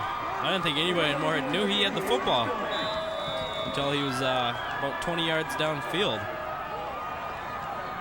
Well, the third touchdown of the night for Ryan Parsons completes a 3-play, 48-yard drive. Neto on for the extra point. It's up and it's good. And with 3:08 left to play, Bengals starting to build that lead a bit as they're up 20-6. Yeah, Blaine's coming out. Great job in this third quarter here. Looks like Parsons just decided to take his team, throw on his back the last couple drives, and say, I'm going to... We watched the replay here of the touchdowns. It was a great fake there, and just took it himself. Yeah, he had me fooled. I thought Belina had the football. And he wasn't even touched the entire time. And giving chase there defensively is Sean Kosic, the strong safety. But you could just see Parsons' determination as he turned on the afterburners, and he was gone once he got through the line of scrimmage. Yeah, Parson, the senior quarterback, he definitely doesn't want to make this his last game. So he's doing his all to give Blaine the 14-point lead here. Moorhead, if they're going to have to score probably on this drive a touchdown, I guess they want to have too much of a chance to come back and then somehow contain Parson.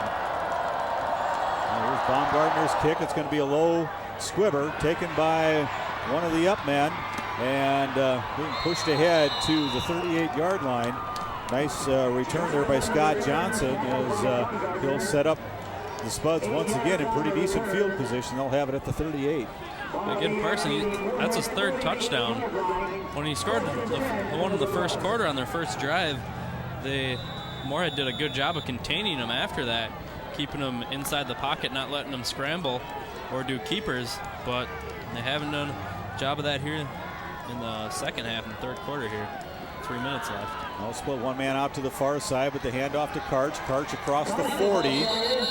And they'll push him back as he'll get out to the 41. A pickup of about 3 on the play for Josh Karch. He now has 22 yards in the second half. Yeah, Karchi's been always been the best offensive weapon here for Moorhead, although they haven't been able to get it past midfield yet. They've gotten it to it twice, and once turned it over on downs, and then last time fumbled it away. I'm kind of surprised they've kind of gone away from Corey Johnson. Here's Wolford back to pass. He'll swing it out to Johnson, and he'll be close to a first down as he's out near the 48. Looks like he might have picked it up.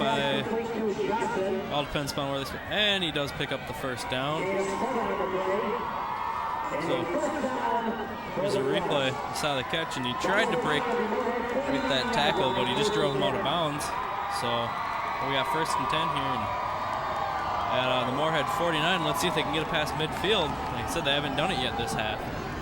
They've gotten it close, or they've gotten it right to the 50 in their first 2 drives. Well, they split Joe Johnson out to the far side. The handoff to Corey Johnson, and big cloud of white chalk at midfield, and a cloud of dust, and he'll pick up about 2 yards. Yeah. So with that, now the Blaine 49 about. So Moorhead managed to get it past midfield. Now they're just going to have to drive all the way down and get in the end zone with about 2 minutes left in this 3/4, and they're down 14. Time's running out on them. 2 men split to the near side, 1 to the far side. Johnson is the lone setback. Wolford looks to pass. He'll keep it himself, and he'll dive ahead. Nice pickup of about 6 yards for Wolford. Yeah, that's Wolford's first run. Remember, he had a knee injury in the first half.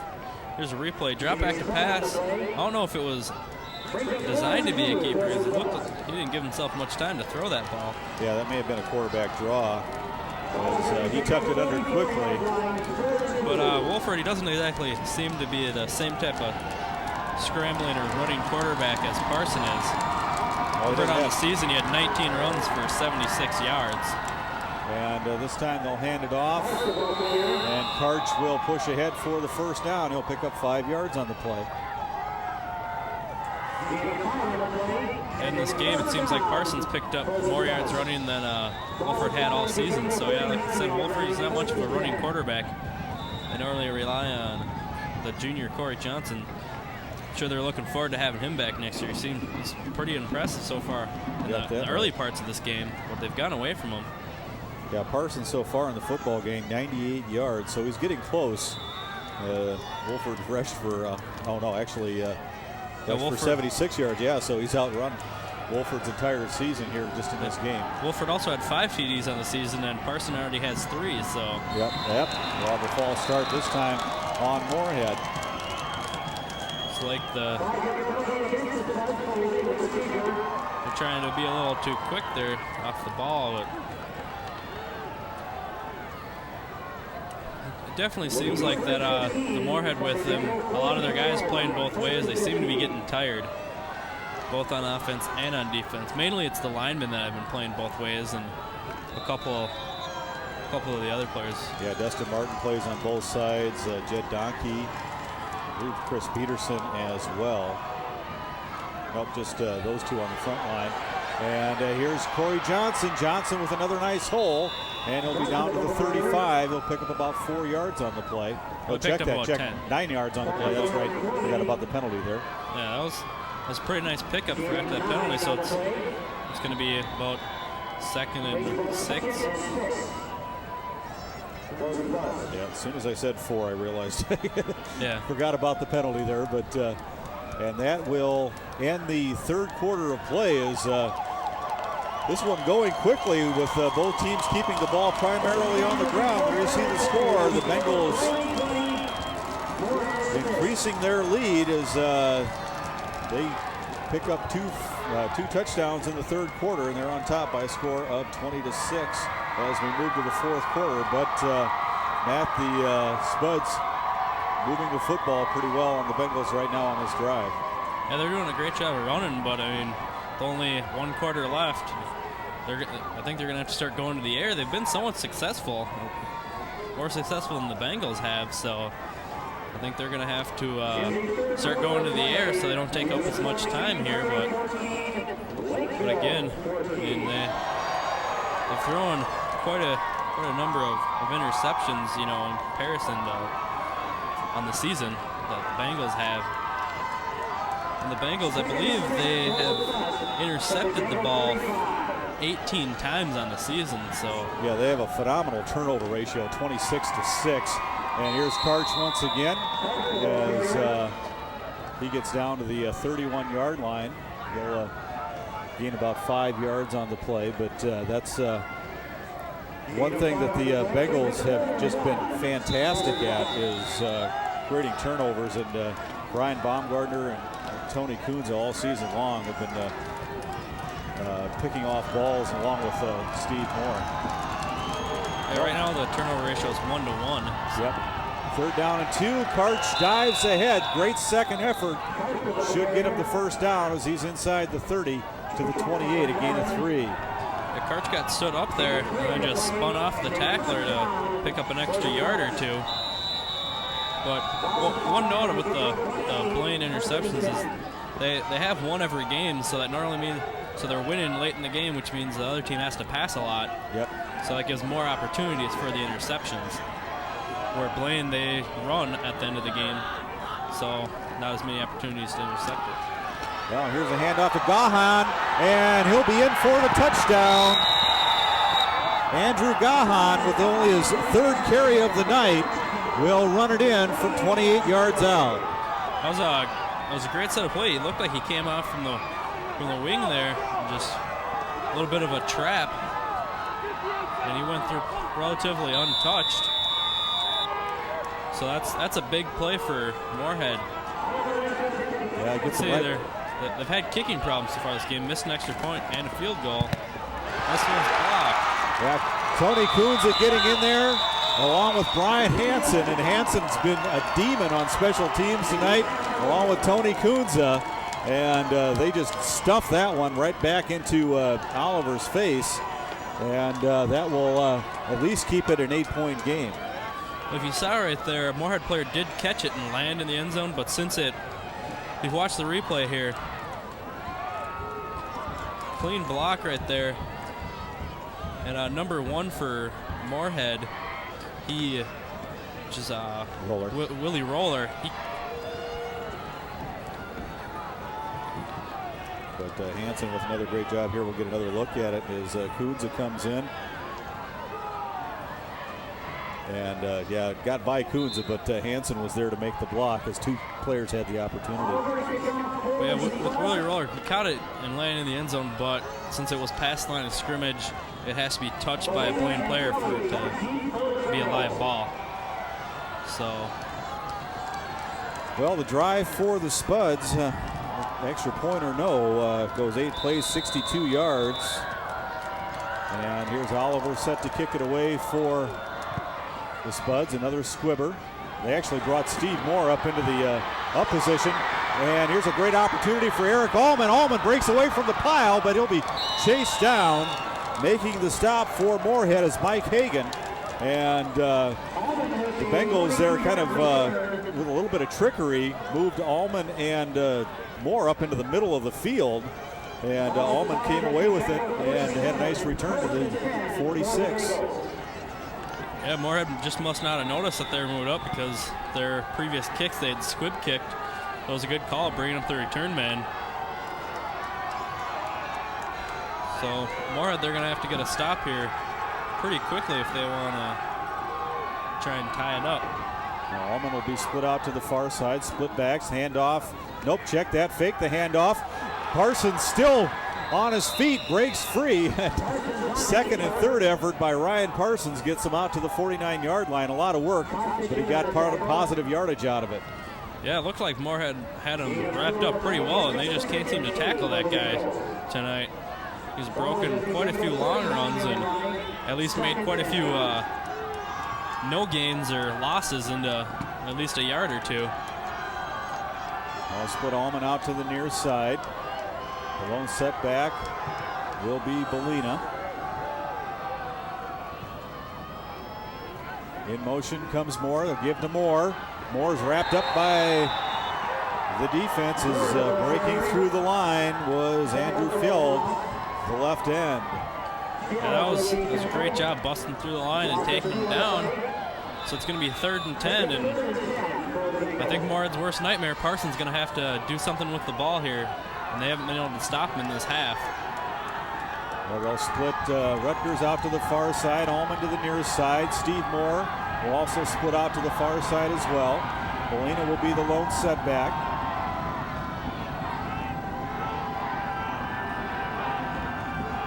And timeout called. We had some confusion. Parsons was signaling to Moore, and Moore was signaling back. And I'm not sure that they had a good handle as far as what they were trying to do. And there you see Parsons and Moore coming over to talk to the coaching staff and straighten out what the issue was. I think Moore was supposed to be on this side of the field. Yeah, I wouldn't be surprised, though, on this play if Parsons decides to keep it. Again, he hasn't completed a pass yet, and he's ran for nearly 100 yards. So, yeah, actually, he has run for exactly 100 yards on the night. But a very nice night for a quarterback running, apparently. Yeah, well, that's Parsons for the last year and this year has been the leading rusher on this team, and especially for a team that's not really an option team to speak of. I mean, just speaking of local teams, you think of like Spring Lake Park, for example. Their quarterback's probably one of the top rushers on the team because they run an option offense. The Bengals will run the option play on occasion, but for the most part, it's just Parsons scrambling or just taking it on a quarterback draw, and he's done a great job this season. I've seen only about 2 options that haven't worked out real well because Parsons decided to pitch it. Yep. Should just keep it. They can't take him down. All right, same formation. Moore will come in motion to the near side. Parsons will swing it out to Moore. Moore will be ridden immediately out of bounds at the 50-yard line. He'll gain about 3 yards on the play. And that one didn't work out the way the Bengals had hoped, but that is the first completion of the night for Ryan Parsons. Yeah, I was looking for it in Justin Howland for Moorhead. He was sort of a quarterback spy, you'd say. He ended up rushing in, but waited a few counts. I think he had the responsibility to make sure Parson didn't run. Well, it's a big punt for the Bengals as it will be taken by Johnson at the 14. Dodges one tackler. Hansen can't get him. And I believe that's Eric Allman. It is, and we'll have flags on the play. I'd have to guess that's either going to be a late hit or face mask because they came right at the end of the play. Yep. Yeah, it's probably most likely a face mask. Yep. It looks like a personal foul, face mask. That's a big penalty. Gives Moorhead some great field position. Well, let's see if we can get another look at it here. Hansen got. Oh, there's the face mask right there. Yep. Eric Allman definitely. He had that all the way down. That was. Yep.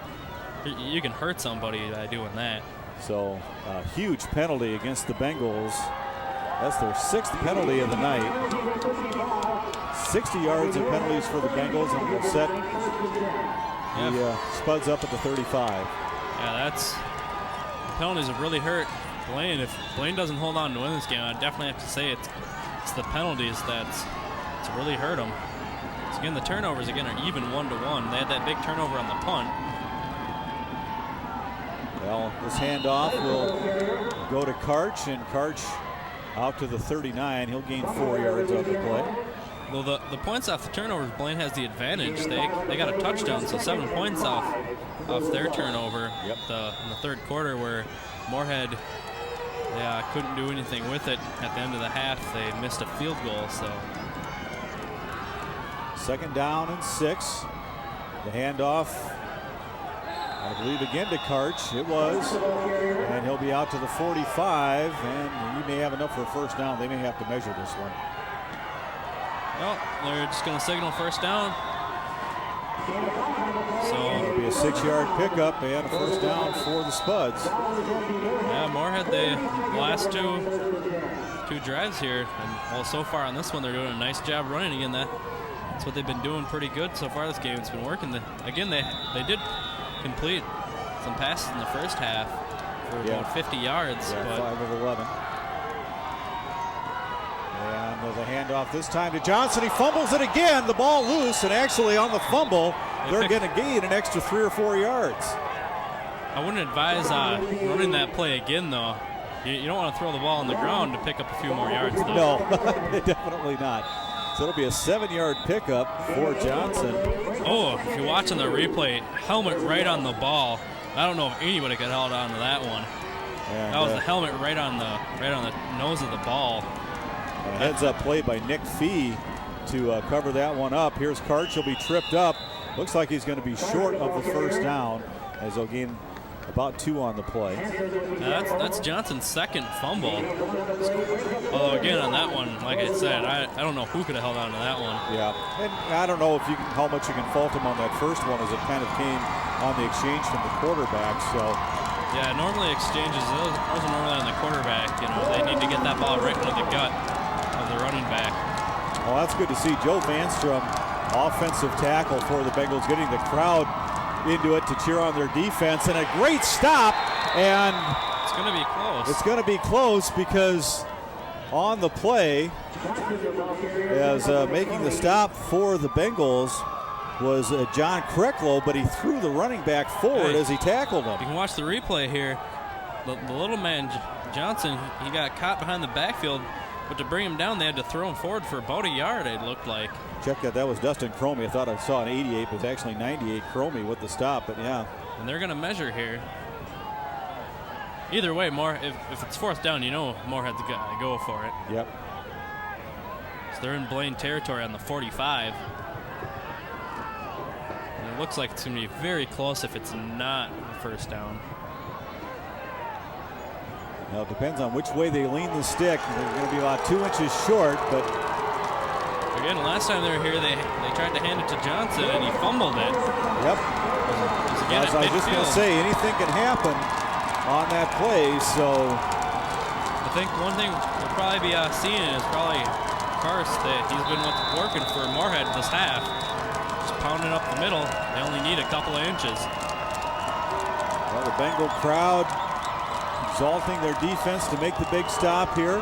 Clock continues to run at 6:36 to play in this football game. Bengals up by 8. Here we go, 4th and inches. The handoff to Karch, and he'll pop through the line, pick up about 3 yards and the first down. Nice pickup for Karch there. Again, they just gave it to him, and he just sort of dove over the pile. He's a big man, so he picked up about 3 yards on his jump. Blaine crowd tried to get him to have a false start there. Cheerleaders trying to fire him up, and you got to give credit to him. It's cold out there. Definitely. Even if you're just holding a pom-pom, it's still not conducive. Believe me, temperature supposed to get down in single digits tonight here in the Twin Cities, and here's the handoff to Johnson.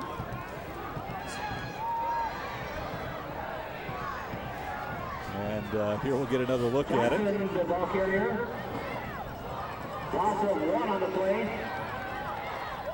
a 1-yard loss for Corey Johnson. Johnson tried to use his speed to get outside.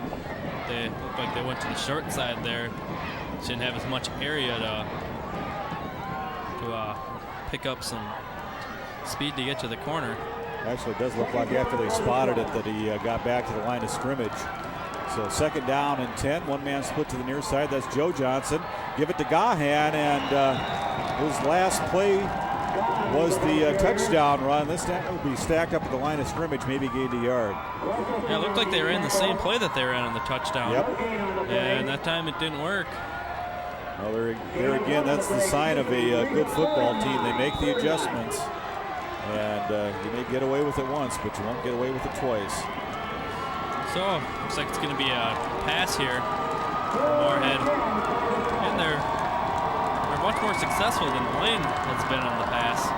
Joe Johnson split to the far side. Xander to the near side. He'll throw to Xander, and he did scoop it up and make the catch at the 33-yard line. It's going to be but he's close. going to be short. It's going to be about a 9-yard gain. That pass just didn't go far enough for Moorhead. You watch here. He makes the catch just before it hits the ground, but he has no opportunity to gain any extra yardage on it. So big 4th and 1 play, and this could be the ball game here for Moorhead if the Bengals can make the stop.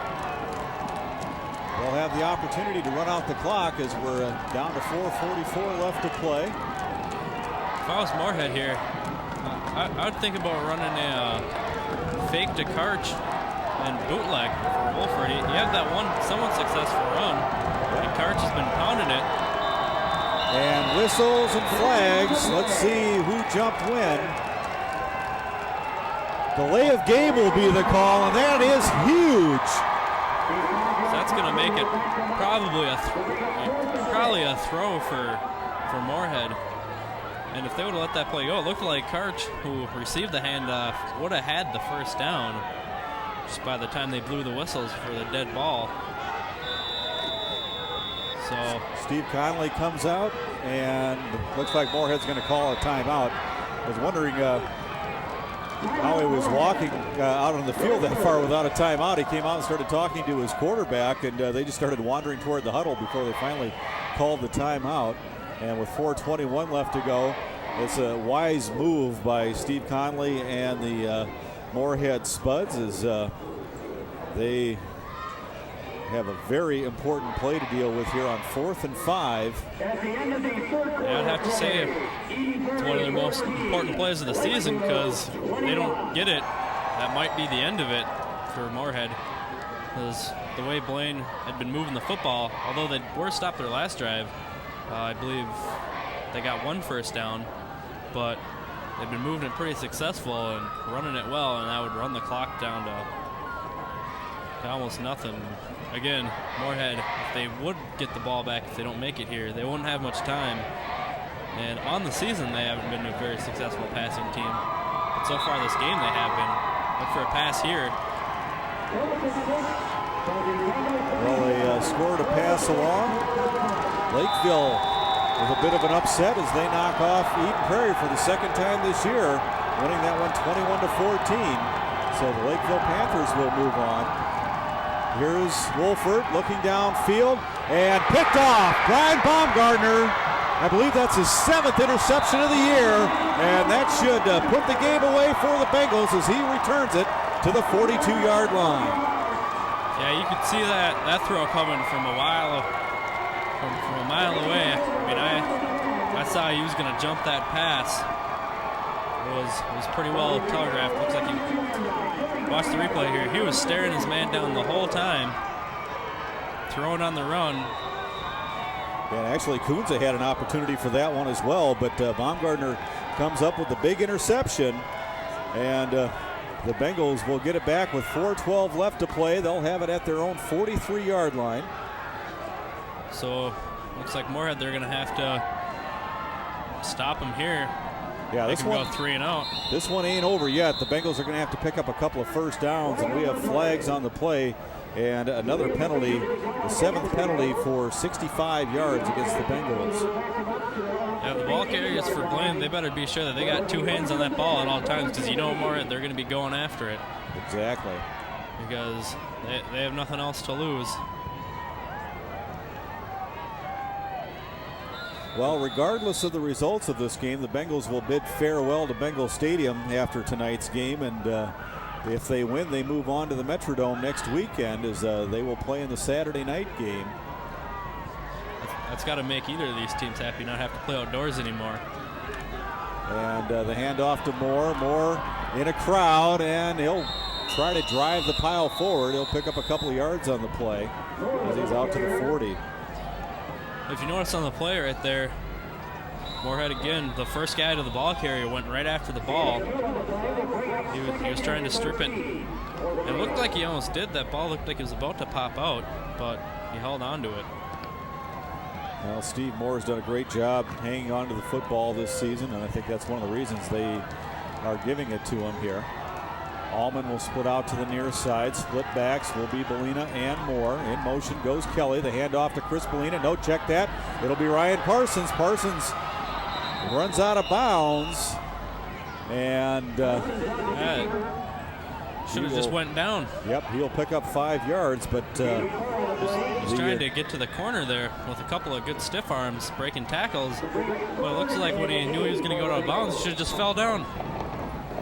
Yep, a little bit more time off the clock. The clock will stop with 3:24 left to go. The Bengals really need a first down here as they have it 3rd and 8. Just as we were talking about, it was a big 4th down for Moorhead. This is a huge 3rd down for Blaine. So they don't pick it up, they'll be giving Moorhead the ball back. About 3 minutes left. Kelly goes in motion. The handoff to Moore. Moore will pick up about a yard on the play. It's going to be a 4th down, and you know Blaine's going to punt. There's no way that they'll go for it. Yep, they will punt it away, try to pin Moorhead back deep. Joe Johnson will head back along with David Cullum. Moorhead's got to hope for a blocked punt here. And actually, Cullum's going to come up now. Remember last punt, Blaine, they had a 15-yard face mask penalty at the end of it, so. Yep. And a delay of game. That was an intentional delay of game, as they tried to burn as much clock as they could. They figured the 5 yards was a lot less important than the 30 seconds that they were able to burn off. And Moore with a pretty strong leg, no wind. Will stand at his 25. Whoa! High snap. High snap, nearly blocked, but he got it off. Gets the end over end, and it does take a Blaine roll as the Bengals got very fortunate there, and they will down it at the 29-yard line. Yeah, he had to jump as high as he could just to catch that on his fingertips. That was nearly disastrous for Blaine. Steve Moore used every inch of his 6'2" frame. Because, yeah, that ball would have been deep in Blaine territory. Either way, if Blaine would have fell on it, still would have turned the ball over. And Moorhead, they could have maybe picked it up and ran it in, so. Well, 2:33 left to go. 2 timeouts for Moorhead as they will start at their 29-yard line, 71 yards away, and a 2-point conversion from tying up this football game. Wolford swing it to the far sideline, and it is caught. Nice pickup there, and he also got out of bounds to stop the clock. So, although with that 2-point conversion with Moorhead, you may be looking for it because they've missed 2 extra points and a field goal. So. Well, Matt Schneider will make his first catch of the night, the wide receiver. And this drive really looked to Joe Johnson. He's been the leading receiver for Moorhead. Here's Wolford swinging it to the near side, nearly picked off by Moore. He had it in his hands as the pass intended for Joe Johnson will fall incomplete. Yeah, Wolford again, he pretty well telegraphed that pass. Even though there's only 2:22, you may see a run here by Moorhead, either to catch Blaine off guard or just to pick up the first down. It's 3rd and about 1. Yeah, they're going to have to run a running play here just to get the first down. But they will split 2 men out to the near side as Barta and Xander come to the near side, and it will be a running play. And looks like they'll have the first down as Wolford keeps it. So they're going to have to do a hurry-up play here.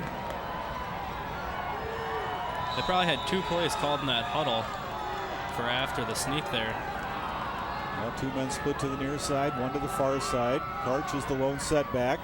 Wolford rolls to the near side, looking to the sideline, and Barta got tangled up with Gunter. No flag on the play. Barta wants a penalty, and let's see if we get another look at that. I think they just got their feet tangled up. No intention. Well, it didn't seem intentional, but he still interfered with his ability to go to the ball. No, he tripped over his own feet, it looks like. You couldn't see his feet, but there really wasn't much in the way of contact on either side. Both players had a hand on the jersey of the other, so it'll just be an incomplete pass. And yeah, but it's pretty close for Blaine. They could have been called for it. Well, that'll give the Spuds something to talk about during the offseason here if they don't win this one. And another pickoff, out of the hands as Barta became the defensive back there. And Brian Baumgartner almost had his second interception of the night. Yeah, that was a great play by Barta. Baumgartner, he's pulling it down. Barta just punched it out. Yep. So 3rd down and 10 now, a minute 56 left to play. Yeah, Wolford had to get rid of that ball pretty quick. He had some pressure on him, which caused that high, deep pass. Johnson split to the near side, 2 men to the far side. Karch is the lone setback. Wolford back again, throws over the middle. Hits Schneider. Schneider trying to leap ahead for the 1st down, and he'll be brought down. Brian Hansen, another big stop for Hansen, and he'll stop him at the 49-yard line. Let's give him the 50. It'll be an 8-yard pickup for Schneider. It looks like they attempted a screen pass. There was a nice catch to pull it in and tried to jump up over a pile of people and got taken down. Now Moorhead with the timeout. Surprised they didn't call it a few seconds earlier. Yeah, I think they were going to try to get the play off and then decided since it was 4th down and basically their season writing on this play, it'd be a wise move to come over and talk it over there. You get a good look at Steve Conley in the middle of the huddle there with the stocking cap on. Yeah, I was expecting to call a timeout right away. I mean, you said it's one of their most important plays here. Last time they had a 4th down and short. They had a delay of game penalty, and then they called the timeout. So hopefully this time they have their play ready and don't lose that 5 precious yards here. Well, it'll be a 4th and 2. It's like a very long 2. Yeah, there you see one of the Moorhead players getting the hands warm on the heaters on the sideline. And Ray Kurtz went out and got heaters for the sidelines for this game. Here we go, 4th and 2. Wolford will roll to his left. He'll keep it himself. It's going to be close, but it looked like he picked up the 1st down as he gains 3 yards. Yeah, that was a great job. He just gave his all. Watch the replay. It was a bootleg here. It's like actually a full keeper. Just lowers his shoulder. Ends up rolling top the Blaine player to pick up the extra yard or 2.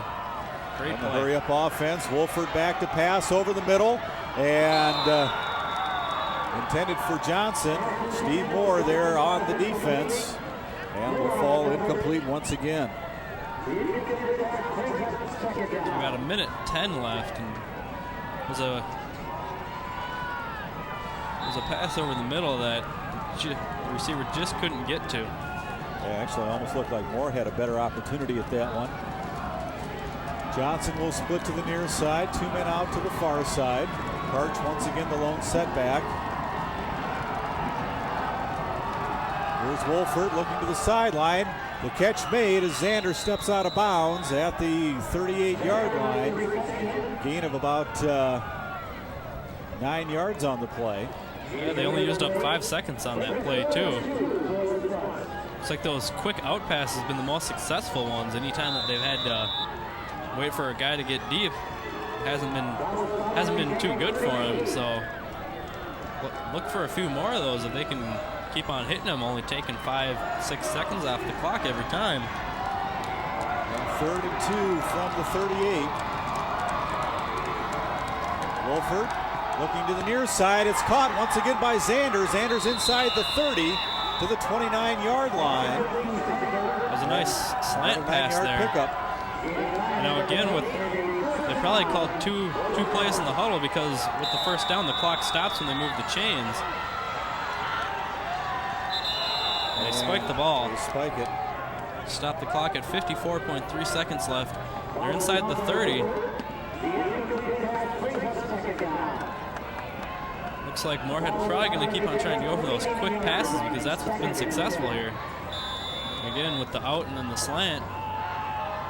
Yeah, it's just a question as to whether they're going to be able to get enough yardage quick enough doing that. But so far, like you said, it's been working. Joe Johnson split to the near side. Barta and Xander to the far side. Here's Wolford rolling right. Looking. He's going to keep it himself. They hold him in bounds. And this could be costly. They do have 1 timeout left. They haven't called it yet. It's going to be 3rd down after the 2-yard pickup. I think they're probably going to say their timeout for the last play. Well, clock down to 30 seconds. Looking for the quick hit over the middle. Kunze on the defense as the pass intended for Barta will fall incomplete. Big fourth down here after that drop pass. It looked like it might have been hit out. No, it looks like he just dropped that one. Everybody on their feet here on both sides of the field. A nice representation, by the way, for the folks from Moorhead coming down for tonight's game. Yeah, that's a heck of a drive. And the Bengals sideline, as per usual, filled to capacity. Here's Wolford going for the end zone. Touchdown! Got it! That was a great catch. 28-yard pass to Justin Zander to bring Moorhead within 2. So now with 20 seconds, well actually 19.1 seconds left, Moorhead does have to go for 2, so they got the hard part done. Now they gotta, well I guess going for 2 isn't the easy part. So Moorhead calls the timeout. Gotta discuss how to get their 2 yards here. So the 28-yard pass to Justin Zander for the touchdown gets Moorhead back within 2. Well, we've seen some great effort here. That was if you watch this pass here, it was underthrown a little bit, so great adjustment. The Blaine defender, he wasn't looking for the ball the whole time. So the Moorhead, he made the adjustment and caught it. Yeah, there you get a look at Ryan Gunter, number 6, who was back on coverage on that one. Like I was saying, Moorhead, we've seen some great heart from them in this game. I mean, it looked like they nearly written it off when they threw the interception with about, what was it, 2.5 minutes left? Or was that, it was about 3 minutes left, I'm sorry. But they got the ball back and they were just a 2-point conversion away from tying it up and maybe sending this into overtime. Well, Corey Johnson back in the game after sitting out for most of that drive, so he may be a little bit stiff. And the Bengals, now that they saw the formation, it's kind of like a basketball game. They saw how Moorhead was going to come out and line up. The defense calls timeout, so they'll come over and talk this over as the season on the line here with 19 seconds left in this one. And to be honest with you, Matt, I don't think anybody on the Bengals sideline, other than maybe the coaching staff, thought that Moorhead was going to give the Bengals much of a fight tonight, as they came into this game 8-2, and their 2 losses came against Detroit Lakes, a 4A team, who was always good anyway. They won the state championship last year, and St. Cloud Tech, who they did come back to beat in the section semifinal, but they play an independent schedule and don't play quite the caliber of teams that the Bengals play during the regular season. Yeah, still got to remember they won their sections and they're in this tournament, so exactly. Every team in here has got to be a good team. Can't walk into here. And like you said, they beat St. Cloud Tech in the sections who they lost to in the regular season, so. All right, here we go. 2 men split to the far side, 1 to the near side. Single back will be Corey Johnson. Here's Wolford. Wolford flips it into the end zone. Was it caught? Yes! We're all tied up at 20 apiece. There's still 19.1 seconds left. And Blaine, they've had a great return game. It's like Moorhead's probably going to look where Blaine's going to set their good return men. Remember last time they put them to the up returners instead of the deep ones, so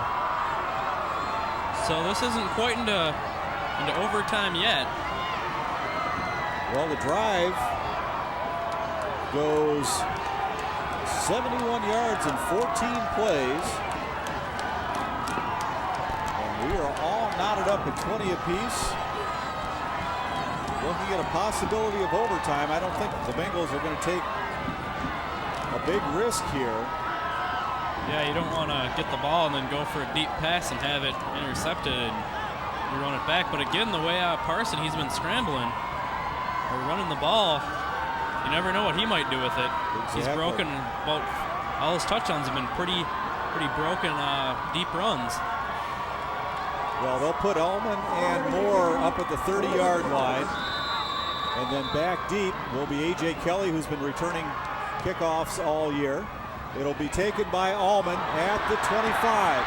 Ullman looks to come to the near side. He's got a man out in front, Jeremy Torrey, but he'll be wrapped up at the 31-yard line. That was a great solo tackle there. Just got him right on the knee. Let's see if they can do that to Parson, because every time I see Parson run with the ball here, he just spins and stiff arms, does everything he can so he doesn't get taken down. Moorhead can't seem to do it, but I bet you'll see some, at least one guy being the spy on him, following him wherever he runs. They don't want to fall for a play fake or a fake handoff. Well, Moorhead definitely in the prevent defense. Oliver back at the 48-yard line. Empty backfield for the Bengals. Parsons looking downfield. He's got Ullman. Tipped and incomplete. A very nice defense not to pick the interference, and he actually almost tipped that to the deep man, the safety out there. Well, that burned up nearly 10 seconds on the clock as we're down to 9.4 now. Actually, it was about 6 seconds. Yeah, you're right. There's Because about we five did that ran add off. 5 on the kickoff return. My bad. And the officials discussing something.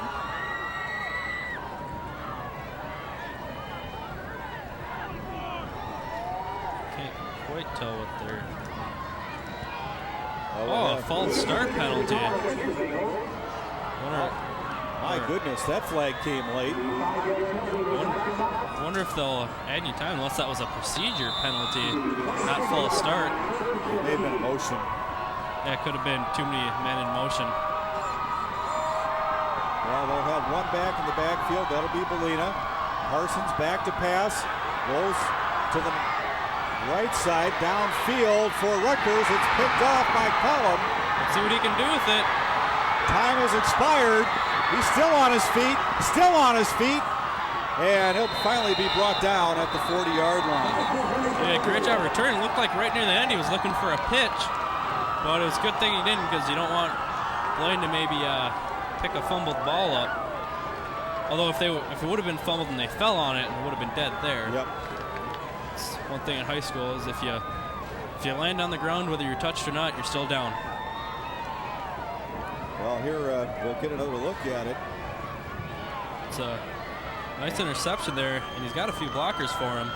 Yeah, there's 5 guys back for Moorhead on the prevent there. And there you saw Cullum. Well, Blaine does a great job with the 2 deep receivers to come back to make the tackle. And finally he's brought down back near the 40-yard line. So, and the officials, I think, waiting for the Blaine captains to come out. probably a little cold. You got to go by the heaters or something. Well, they're all standing right on the sideline there at midfield. And now the officials will come over. There we go.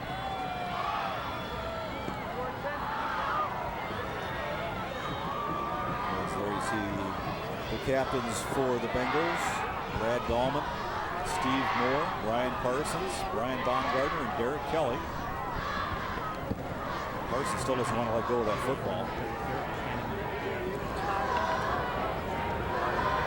Well, no matter what happens tonight, both these teams should be proud of where they've gotten this season, because this has been a fantastic football game played by both sides. The interception there was only his second one of the season, so. But again, it was just on one of those desperation passes. Here we go, baby. Who won? Go at the scoreboard. Go at the scoreboard. Come on, defense! All right, so here we go as we get set to go to overtime. Carson finally giving up the ball to the officials.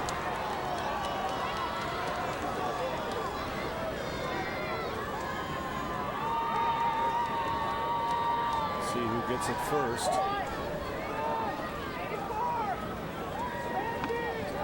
This overtime, Carson, he's going to be the man to watch.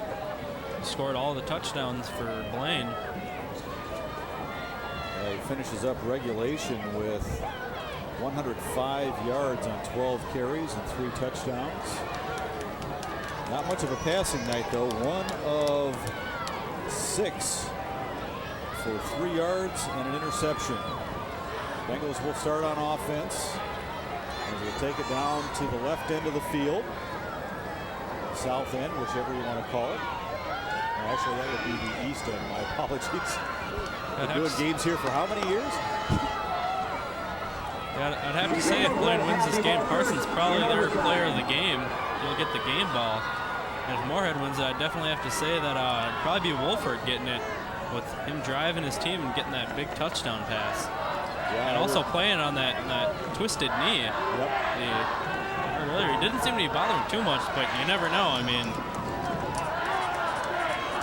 All right, for those unfamiliar with the high school rule, the way the overtime works is you get 4 plays to put it in the end zone from the 10-yard line. Parsons looks in, gets the play. Polina and Moore split in the backfield. Parsons will keep it. He's heading for the corner, and he'll be pushed out at the 5-yard line. Like I was saying, that's the play you got to look for because it's been working all night long. Is the fake handoff quarterback keeper, the outside. Picked up 5 yards.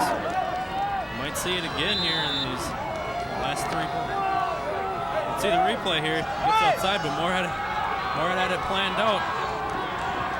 They've been doing it all night long to him, and I wouldn't say they completely stopped it. Picking up 5. Well, if he can get just as many yards on this next play, they'll be in the end zone. Allman split this time to the near side. Kelly goes in motion to the near side. The pitch to Moore. Moore looking for some room to run. Flags down, and he's down back to the line of scrimmage. It looked like he was going to have a loss on the play. Flag down might be a face mask, or I guess either a face mask or a holding. Well, the officials will talk things over. As the flag came in near the end of the run.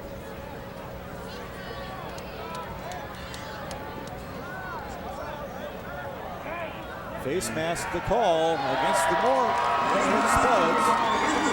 And here we'll see another look.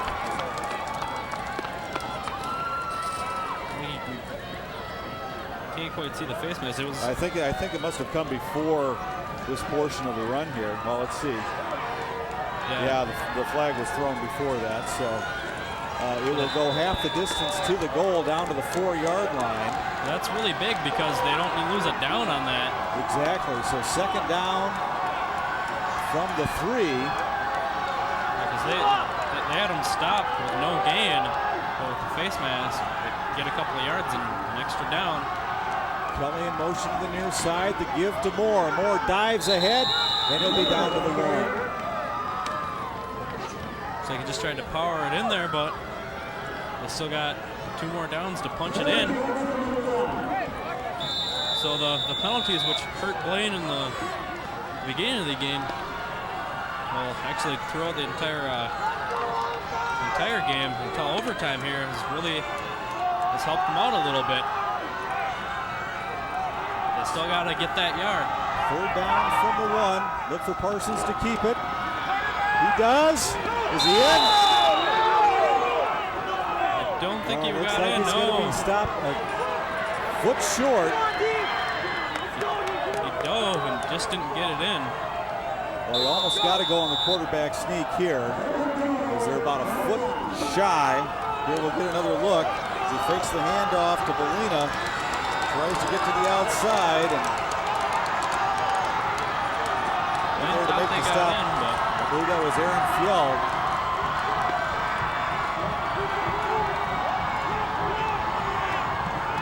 And the Bengals sideline trying to get a timeout here, but they don't call it. Here's Moore. Looks like he's in. Touchdown!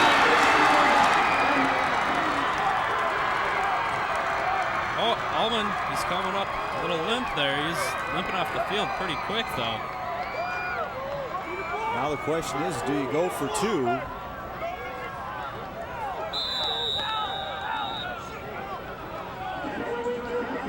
See the replay here.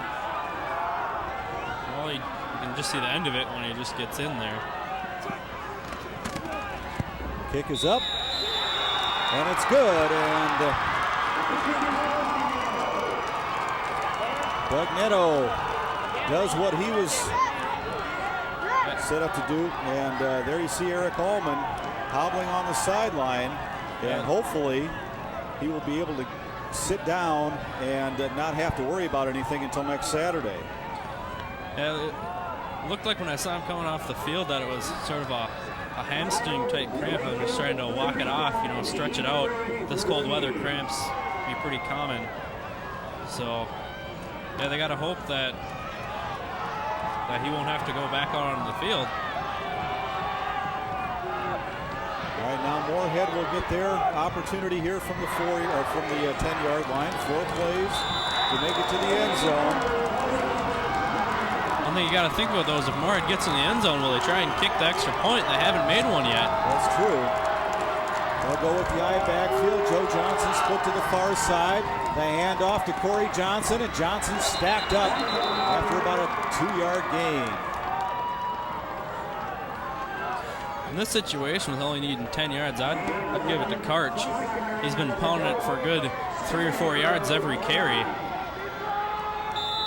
You don't need to go that far downfield, so you don't need a real speed guy. You just need a guy that can just knock some people around. We'll see if they go to that on the second play. Actually, only a 1-yard pickup. So 2nd and 9. The handoff to Johnson once again, and Johnson will be down near the 5-yard line. Well, they did fake it to Karch that time on the handoff. Looked like it drew a couple of Blaine players to Karch's side, opening up a bigger hole for Johnson to run through. So 3rd and goal now from the 5.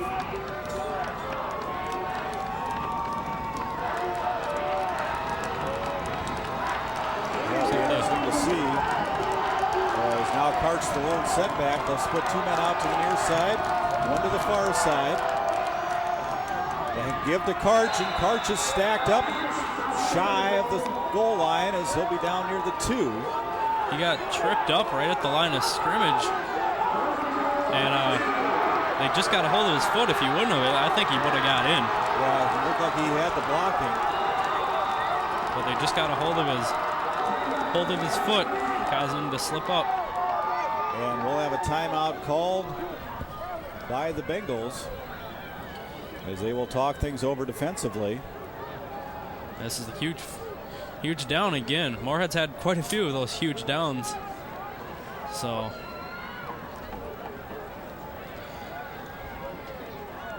with Moorhead getting the ball second, it's got to be, pretty good, because if they score here and manage to tie it up, go into a second overtime, they don't have to hold Blaine if Blaine, you know what I'm trying to say.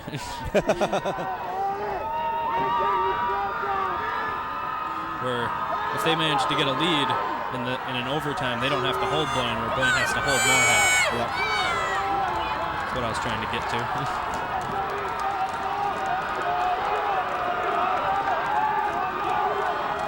Well, if they get the touchdown and they successfully make a 2-point conversion, it's over. So. Yeah, and I wouldn't be surprised if that's what Moorhead tries to do. Again, not kicking well.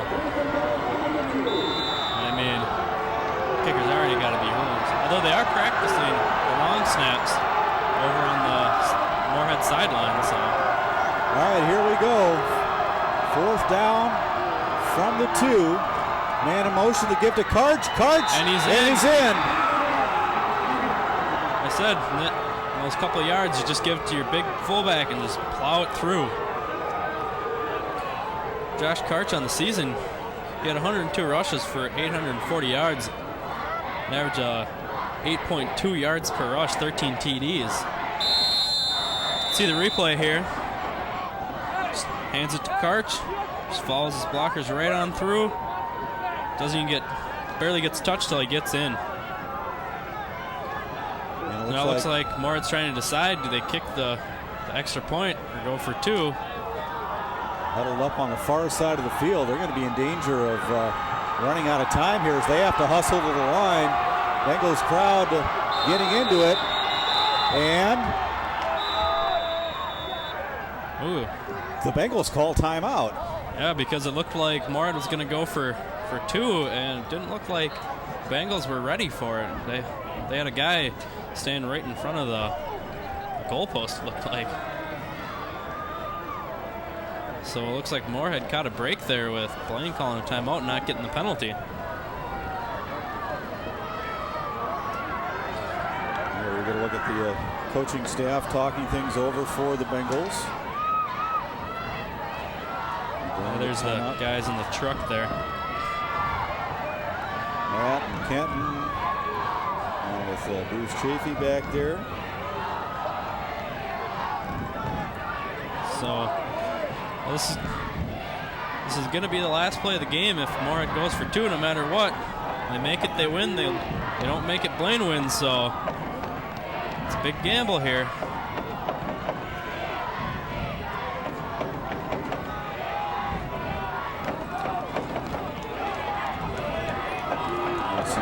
So if you remember the end of with 19 seconds left, they went for 2 to tie it up. And they rolled out and had a little pass for 2 yards.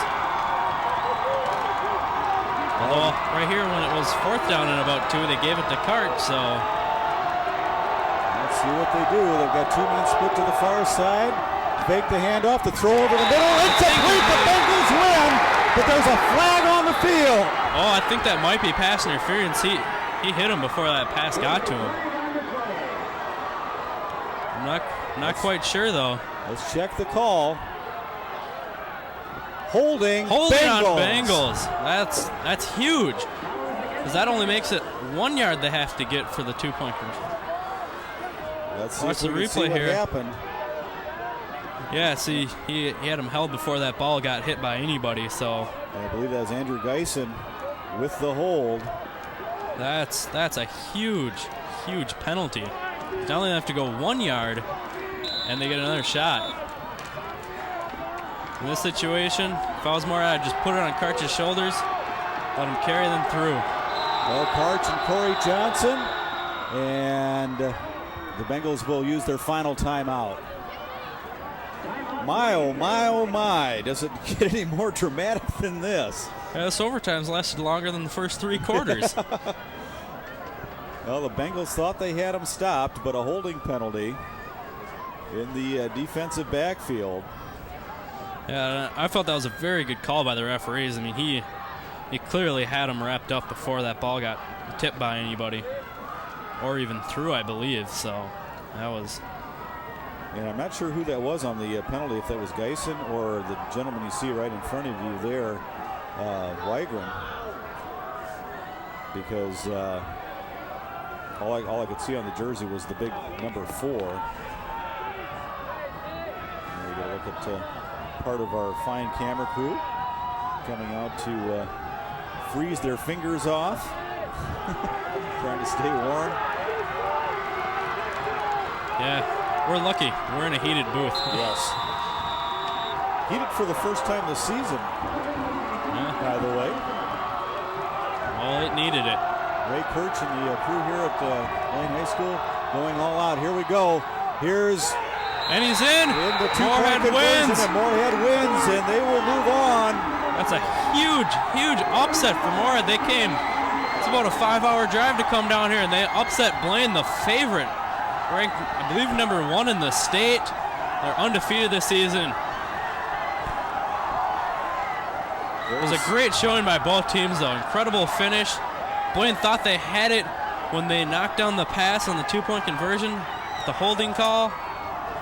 This has been an incredible game. And as Blaine, you got a couple of Blaine players lying in the end zone. They can't believe it. The majority of the Blaine teams, though, they're lining up to shake the hands. Great sportsmanship shown by them. A few of them are just standing in disbelief, though, their helmets off, watching the Moorhead celebration. There you see Joe Johnson, a big part of this win for the Moorhead Spuds, as Spuds will come over and greet the runners-up. Yeah, that was. I should say one of the runners-up in the state tournament. Well, as the saying goes, only one team finishes with a win, and that team will not be the Bengals this season as they complete their season. And let's take a look at that two-point conversion, as I believe that was Corey Johnson. It was. Yep, and the little man. He just squirted through the defenders and leaped over a man and into the end zone. And here we'll see it from the backside. As Johnson got some nice blocking up front. Karch with a nice block to open up the hole for him, and he just followed his big fullback into the end zone. And, yep. Moorhead with a great comeback in this game too. I mean, they were down, 2 touchdowns in the fourth quarter. They came back and ended up scoring with 19 seconds left on a pass, and then they ended up having to go for the 2-point conversion because of all the missed kicks. They missed 2 extra points and a field goal in the game. And then in overtime, they ended up having, they went for 2 because apparently they weren't confident enough in their kicker. Although they didn't have their usual kicker, who was Willie Roller. He was their normal field goal kicker, and he didn't kick at all this game. Except for, I think, the opening kickoff. Yeah, the opening kickoff, and that was it. So I don't know if we didn't really see him much after that either. So I don't know if he injured himself or what happened. But nonetheless, the Moorhead Spuds will improve their record to 9-2 on the season. They will move on and face the winner between Moundsview and Hastings. That game being played at Hastings tonight. The Bengals will finish up their season at 10-1, and great career for Ryan Parsons, as he will go down in the record books for the Bengals as one of the top quarterbacks in the history of the school, not only passing but rushing as well. Steve Moore finishes up a fantastic career with the Bengals, as he starter for 4 years on this team, and I think he really thought, as did the rest of the Bengals, that this was the year they were going to get to the Prep Bowl.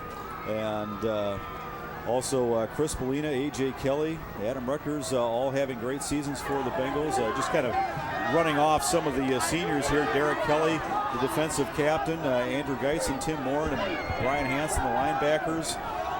All had great years. Tony Kunza, of course, the strong safety, and Brian Baumgartner. Can't say much more about those guys as well. Joe Vanstrom on the offensive line, of course, he's off to a big college someplace, still hasn't made a commitment yet, and Brad Dahlman probably will land somewhere as well. But you got to tip your hats to the Moorhead Spuds, as they had what it took tonight to come back after falling behind in this one by a score of 20-6, scoring 2 unanswered touchdowns in the fourth quarter, and putting this game away in overtime. Again, you got to remember what hurt them throughout the entire game was those penalties. It was a penalty that let Moorhead go for the second opportunity for the 2-point conversion. So, and then they had a few penalties throughout the game in key situations that really hurt them. All right, well, that will wrap things up here from Bengal Stadium at Blaine High School.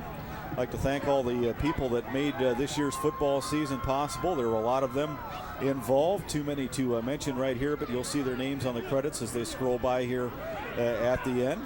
And also like to thank the guys from QC TV for coming over, helping out, bringing their truck, and Bruce Chafee and Colin Anderson from the broadcast team there coming over to give us a hand here as well tonight.